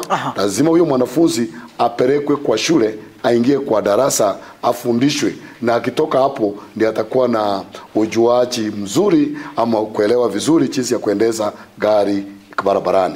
Kwa sababu mzazi anaweza kumfunza tu kuhusika steering na kuendesha mbele, hajajua sheria barabara, hajajua vile atasimama kwa junction, hajajua vile atapiga U-turn, hajajua mambo kama hayo yanapatikana kwa shule. Na pia vile vile ningependa kusema ya kwamba ni muhimu huyu mwanafunzi ambaye ako na kitambulisho, maana kitambulisho ndicho kinahakikisha wewe kuingia katika e-citizen account. Unatengeneza hiyo nambari yako ya kuingia katika udereva. Hawezi kufunzwa kama uko na hauna kitambulisho. Hawezi pata license kama wewe hauna kipande ambao ni kitambulisho ya kukuidhinisha kupata driving license. So inagharimu kwamba wale ambao wako na waiting card wasukume vitambulisho zao, wakisha kuwa wamesukuma ndio sitokee, ama ikikaribia kama mwezi moja unakuja unajienroll, unapata kitambulisho, unafanya mtihani. Basi asante sana. Tunapoendelea kusonga mbele katika kipindi chetu cha Pambazuko awamu ya 3 ambako tunaangazia masuala ya kibiashara, kwa kwamba siku ya leo ni awamu ama ni samu ya Rocky Driving School, ambaye tuko na mgeni studioni, meneja wa tawi la Kisii Rocky Driving School, ambaye anaangazia utendakazi wa Rocky Driving School. Tunapoendelea kusonga mbele, kuna mwingine hapa naona anauliza kwamba je, nikiwa mbali nitakuwa namna gani? Samahani, swali lake ni hili: wale watu mnafunza watu ambao wanaenda kufanya kazi nchi za nje, kwa kwamba amepata maybe amejifunza akasikia kwamba kuna kazi iko nchi za mbali na angependa sana kwenda pale. Kuna ile specific races ambayo inahitajika ndiposo kubaliwa katika nchi hiyo kwenda kuendesha gari mule. Mnafanya mafunzo hayo ama mnayatoa mafunzo hayo? Ndio, tunatoa haya mafunzo ya wale watu ambao wanaenda kufanya kazi nchi za mbali kutoka Kenya. Na kwa sababu hiyo kitu cha muhimu kabisa, ukiangalia yale masomo ya kule nje na sisi ni kama inafuatana pamoja, isipokuwa tofauti kidogo sana. Na pia vile vile ukitoka hapo kuelekea nchi ya mbali kwenda kufanya kazi ya udereva, ni lazima kwanza ukue umehitimu kutoka Kenya ya kwamba wewe ni mwanadereva ama ni mtu unajua kuendesha gari. Na utakapofika kule Canada ama hizo nchi zingine, ni lazima utaenda shule pia yao. Hiyo shule ukiingia shule yao, na hao pia watakufanyia testing kama vile tulikufanyia testing hapa, waone kwamba maana barabara zetu hapa ni tofauti na zile za ng'ambo. Sasa lazima uende pale ufanyiwe theory, ufanyiwe practicals, uweze kuelewa barabara za nje ambao zinaweza kufanana na zetu hapa zile zingine, na uweze kuelewa mazingira ya kule ambacho mtu anaenda kufanya kazi. Na pia kuna swali lingine hapa, naweza jifunza gari kubwa kwa muda upi ule? Kila course ya driving school inachukua wewe mwezi moja. 21 days. Ile BDL inaitwa provincial driving license yako imemachua, unaenda tests, unafanya kupata interim, unapata smart driving license. Within 1 month hiyo course imetosha, mwezi moja imetosha wewe kufundishwa. Alafu ukimaliza shule unaenda nje kufanya practice.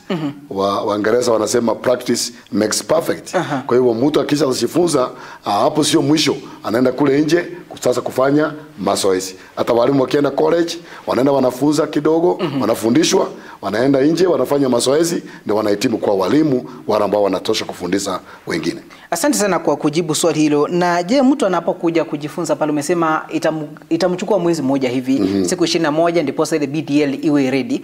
Na wakati huo anapokuja, je, anakuja wakati kuanzia asubuhi tuseme saa 2 mpaka saa 11 jioni, ama madarasa yenu hufanywa namna gani? Asante sana Bwana Chef, swali mzuri hilo. Mwanafunzi wetu tumeweka ratiba na tuko na timetable. Na hii timetable iko na lesson zake. Wakati unapoingia kwa shule, hutaweza tunarani kutoka saa 1 asubuhi mpaka saa 1 jioni kulingana na programu yetu. Lakini sasa hapa mwanafunzi anatakana kuja masaa yake mawili au matatu. Masaa yale ambayo anaona yako bora kwake. Kuna wale wanafanya kazi wanaweza kuja saa 7, kuna wale wanafanya kazi wanaweza kuja jioni, kuna wale wanafanya kazi kwa benki, kuna wale wanafanya kwa NGOs ama katika ofisi mbalimbali. Na masaa yao ni tofauti. Sisi kama Wanaroki tuko tayari kuwapokea kwa masaa ile ambao unaingia kufanya masomo yako ya udereva. Na utapata nafasi ya kusoma hata kama ni 1 hour, hata kama ni 2 hours, imetosha.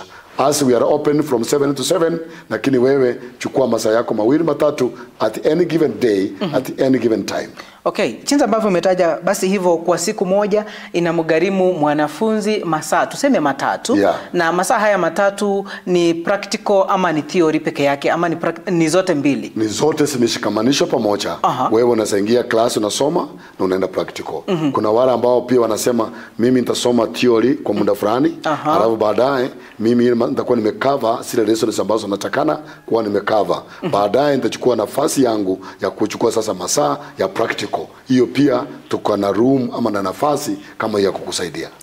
Na baada ya kueleza hilo, je, wakati mwanafunzi huyu amesoma, amehitimu, amefanya mtihani ama amefanyiwa test, ni muda upi ule ambao atangoja kupata cheti chake? Na cheti chake kinapotoka, je, atakuja kukichukua katika afisi yenu ama ataenda katika afisi ya serikali? Asante sana, swali mzuri hiyo mtangazaji. Mwanafunzi yeyote, kama jana tulikuwa na mtihani ambao wanafunzi karibu 80 walifanya mitihani zao. Na baada ya mtihani wale wakurugenzi wetu ama wale ambao ni examiners wetu wa NTSA wanafanya kazi mzuri pia katika tawi letu la Kisii, na wapea kongole kwa sababu wanafunzi wakimaliza mtihani mara moja wameingiza kwa system. Sio kitu ya kukawia, maana shule ni nyingi na wanaenda kila sehemu zozote kutesti ama kufanya majaribio kwa wale wanafunzi wamesa fundishwa na mashule mbalimbali. Sasa akisa maliza mtihani wake anaenda straight away kwa portal yake. Maana ndio sababu ako na kitambulisho imemfanya kufungua portal ama ile kitengo cha kuingiza BDL na test booking, na anachukua hiyo nini yake immediately. Akisa wekewa results zake, anachukua interim the following day, ama hiyo jioni anaweza kwenda achukue interim yake, analipia 750. Na hiyo peke yake imetosha mwaka mzima, anaendelea kuendesha gari akingoja maybe kupata senti ya kulipa smart driving lenses ambayo inalipwa na 350 na hiyo pia inamgharimu yeye kuendesha na gari na miaka 3 mpaka anaweza kuirenew tena. Na hapa mmoja anauliza, je, nitapataje ama nikijifunza shule hii ya Rocky Driving School nafaa kuwa na bajeti ya pesa ngapi kujifunza gari ndogo na gari kubwa? Kulingana na charges za NTSA, NTSA pamoja na ile masomo utasoma theory, utasoma practical na kile kitu, unahitaji kama kwa mfano 20,000 imetosha wewe kumaliza mpaka smart driving lenses. Kwa sababu hiyo ni imejumuishwa hapo pamoja. 20,000 umemaliza mambo ya kulipia magari ndogo kubwa umesoma, na pia vile vile kulipia lenses zako. Na 20,000 hizi ambazo umetaja ni gari ndogo peke yake ama ni gari kubwa peke yake ama ziko zote pamoja kwa zimeunganishwa pamoja? Hizi zote tuna pesa za serikali ambao ni shilingi 5,500. Hizo ni lazima unalipa kwa poto. Hizo zinalipwa katika NTSA. Na ndiposa mwanafunzi apate some documents zile zinamuidhinisha kuwa shule. Na zinaweza kurudi chini kidogo kulingana vile tunaona mtu anakuja kueleza ana mambo ya tuition fee. Hapo kuna maelewano kati ya shule pamoja na mwanafunzi ama na mzazi. Basi ni asante sana kwa kujibu swali hilo. Tunapoendelea kusonga mbele, mpenzi mtazamaji, utaendelea kuuliza maswali yako kupitia mitandao yetu, au ukitufuatilia pale mtandao wa Facebook utatupata kama Ndizi TV News Digital, na kwingineko upande ule wa YouTube na upande ule wa X Instagram utatupata kama Ndizi TV News. Kwingineko utazungumza nasi kupitia ujumbe mfupi kupitia kwa nambari yetu ya arafa, na pia nambari hiyo hiyo utatuma ujumbe kupitia mtandao wa WhatsApp 0792192834 0792192834. Tunapoendelea kusonga mbele, kipindi hewani ni Pambazuko, ambayo ni awamu ya 3 katika kuangazia utendakazi wa Rocky Driving School. Zungumza nasi tunapoendelea kusonga mbele, kwa kwamba anaona muda wetu unasonga kweli karibu kutamatisha. Kuna kama dakika 4-5 hivi kutamatisha kipindi cha leo. Na kabla hatujatamatisha, basi kama unalo swali la kuuliza litume moja kwa moja ili tuliangazie katika mazungumzo yetu katika kipindi hiki chetu cha Pambazuko. Tunapoendelea Bwana Unchari, kuna mengi ambayo tumeyaangazia, na pale ulitaja changamoto ukasema kwamba changamoto kuu ambayo inawakumba ni pesa ambazo ama ni mafuta kupanda, ikiwa kwamba ama ni uchumi kuwa ni kisungumkuti kidogo. Na uchumi ukiwa sawa, basi mambo yote yatakuwa sawa. Na kuna moja pale naona anauliza swali, je, shule hii ya Rocky Driving School, je, inakuwa na ufadhili ama sometimes huwa inatoa ufadhili kwa wanafunzi? Maybe mwanafunzi amekuja pale amejieleza, na mnaona nyinyi kama shule mko na uwezo wa kutoa ufadhili kwa mwanafunzi huyu asome ama amufanye hilo? Tunafanya hivyo moja kwa moja kulingana na udhaifu na ulemavu wa mwanafunzi. Anaweza kuja kwetu achielezee. Sisi tunasaidia mahali ambapo tunaweza kufikisha kumsaidia. Tunaweza kutoa ufadhili kama huwa kumsaidia. Maana mkurugenzi wetu, meneja mkuu wetu ni mtu ako na moyo wa kusaidia. Yeye mara kwa mara jambo hilo linapofika kwa meza yake, sio mtu wa kuweza kusita kutosaidia. Anatoa usaidizi, kwa sababu tukiwa chini yake tunaeleza kwamba huyu amefika hapa ama huyu alipa school fees akafika hapa na akalemewa, basi tunaweza kumsaidia namna gani? Basi anasema tunaweza kusaidia kwa njia moja nyingine. Bora huyu mtoto ama huyu mwanafunzi maskini tunamuidhinisha, naye anakuwa mmoja wa wale wa kufurahia kutoka Rocky Driving School. Basi tunapoendelea kusonga mbele, ningependa tena urejelee ama urudie mahali ambapo mnapatikana na nambari ile ya simu ambayo ikiwa kwamba mpenzi mtazamaji ambaye anatazama pale angependa kuwafikia atawapata wapi na pia atazungumza na nani? Asante sana Bwana Chef, nataka kuchukua nafasi hii kutoa mwito kwa wazazi. Nataka kutoa mwito kwa wote ambao ni wafadhili, ma CDF na wale ambao ni wabunge wanaweza kusaidia watoto wao, na pia vile vile wale wa MCA wanaweza kuwatuma Rocky Driving School, na bei yetu ni rahisi kabisa, na tuko na uchusi wa kusaidia wanafunzi. Tuko na magari mengi, ndipo unaona hata tuko na matawi mengi katika Kisii. Tunapatikana pale Rocky Driving School pale Market Plaza, hapo ndiko ofisi yangu iliyoko kubwa, main office, na tuko Nyakoe, tuko Nyamira, tuko Ogembo, tuko Kirigoris pamoja na Bomet. Na pia vile vile hivi karibuni tuna mpango wa kufikia wale wengine ambao hatujawafikia hivi karibuni. Pia tunawaomba kwamba unaweza piga 0723-803-503. Hiyo ndio nambari yangu, unaweza kunifikia. Kama kuna njia yoyote ya kukusaidia popote katika matawi yetu yalipo, njoo ukapate kufundishwa, upate kuwa driver ambao ni kamili wa kuweza kuendesha magari zetu na kuwa na usalama barabarani. Basi ni tumempata meneja wa driving school Bwana Apel Onchari kutoka tawi la Kisii. Kuna yale ambayo ameyaangazia ikiwa kwamba muda wetu naona pale unasonga kweli. Nikijaribu kuangalia hapa nione kwamba kuna swali ambalo limeulizwa. Hebu nikipitia katika mtandao wetu hapa wa Facebook. Naona kuna swali, nadhani kwamba tumeyajibu yale. Kuna yule ambaye alikuwa ameuliza kama ni private, ulijibu hilo. Kuuliza kama mnapeana ufadhili, ndio umejibu hilo. Basi nadhani kwamba maswali pale tumeyamaliza yote yale ambayo wameyauliza kupitia mitandao ya kijamii. Mpenzi mtazamaji, endelea kufuatilia Ndizi TV ili ufahamishe yale ambayo yanaendelea na pia kujua ni kipi kile ambacho kinatokea hapa na pale. Bwana Apel Onchari, kwa kwamba muda wetu naona pale umeenda sana. Neno lako la mwisho kwa mtazamaji wetu ambaye anakutazama kutoka kote kote ulimwenguni, ikiwa kwamba tupo live katika mtandao wetu wa Facebook pale. Najua ni watu wengi ambao wanafuatilia na pia runinga zetu. Jambo lako la mwisho ambalo ungependa kuzungumza kwa mtazamaji wetu ni lipi? Asante sana kwa sababu ya hiyo nafasi mzuri. Nataka kusema jambo langu la mwisho, unataka kwenda Qatar, unataka kwenda nchi za nje ili kwamba kwenda kupata kazi, the best driving school ni Rocky Driving School katika tawi letu la Kisii, maana tuko Kenya mzima, Kisumu na all over the counties za Kenya. Na hivyo tunaomba watu wengi wapitie Rocky Driving School ili uweze kuhitimu kwa njia iliyo bora, ili ukitoka kwenda Katari, Canada, sehemu zingine kufanya kazi, utatoka kuwa na ujuzi mwingi sana. Tuko na proper notes za kukupatia masomo ambayo itakusaidia kule nje, na utakuwa mtu wa kuheshimika na kusupport familia yako. Hii ni msimu, tunangoja wanafunzi waende katika university. Tumika nafasi hii mzuri. Kuanzia leo mwezi wa 3 mpaka mwezi wa 8 wa 9, mwanafunzi wako atakuwa amejifundisha short courses. Afanye driving school, afanye computer, na hiyo pia vile vile itamsaidia mwanafunzi akienda kwa chuo akili yake, na atakuwa amejipatia vyeti vya kumsaidia na kusonga mbele.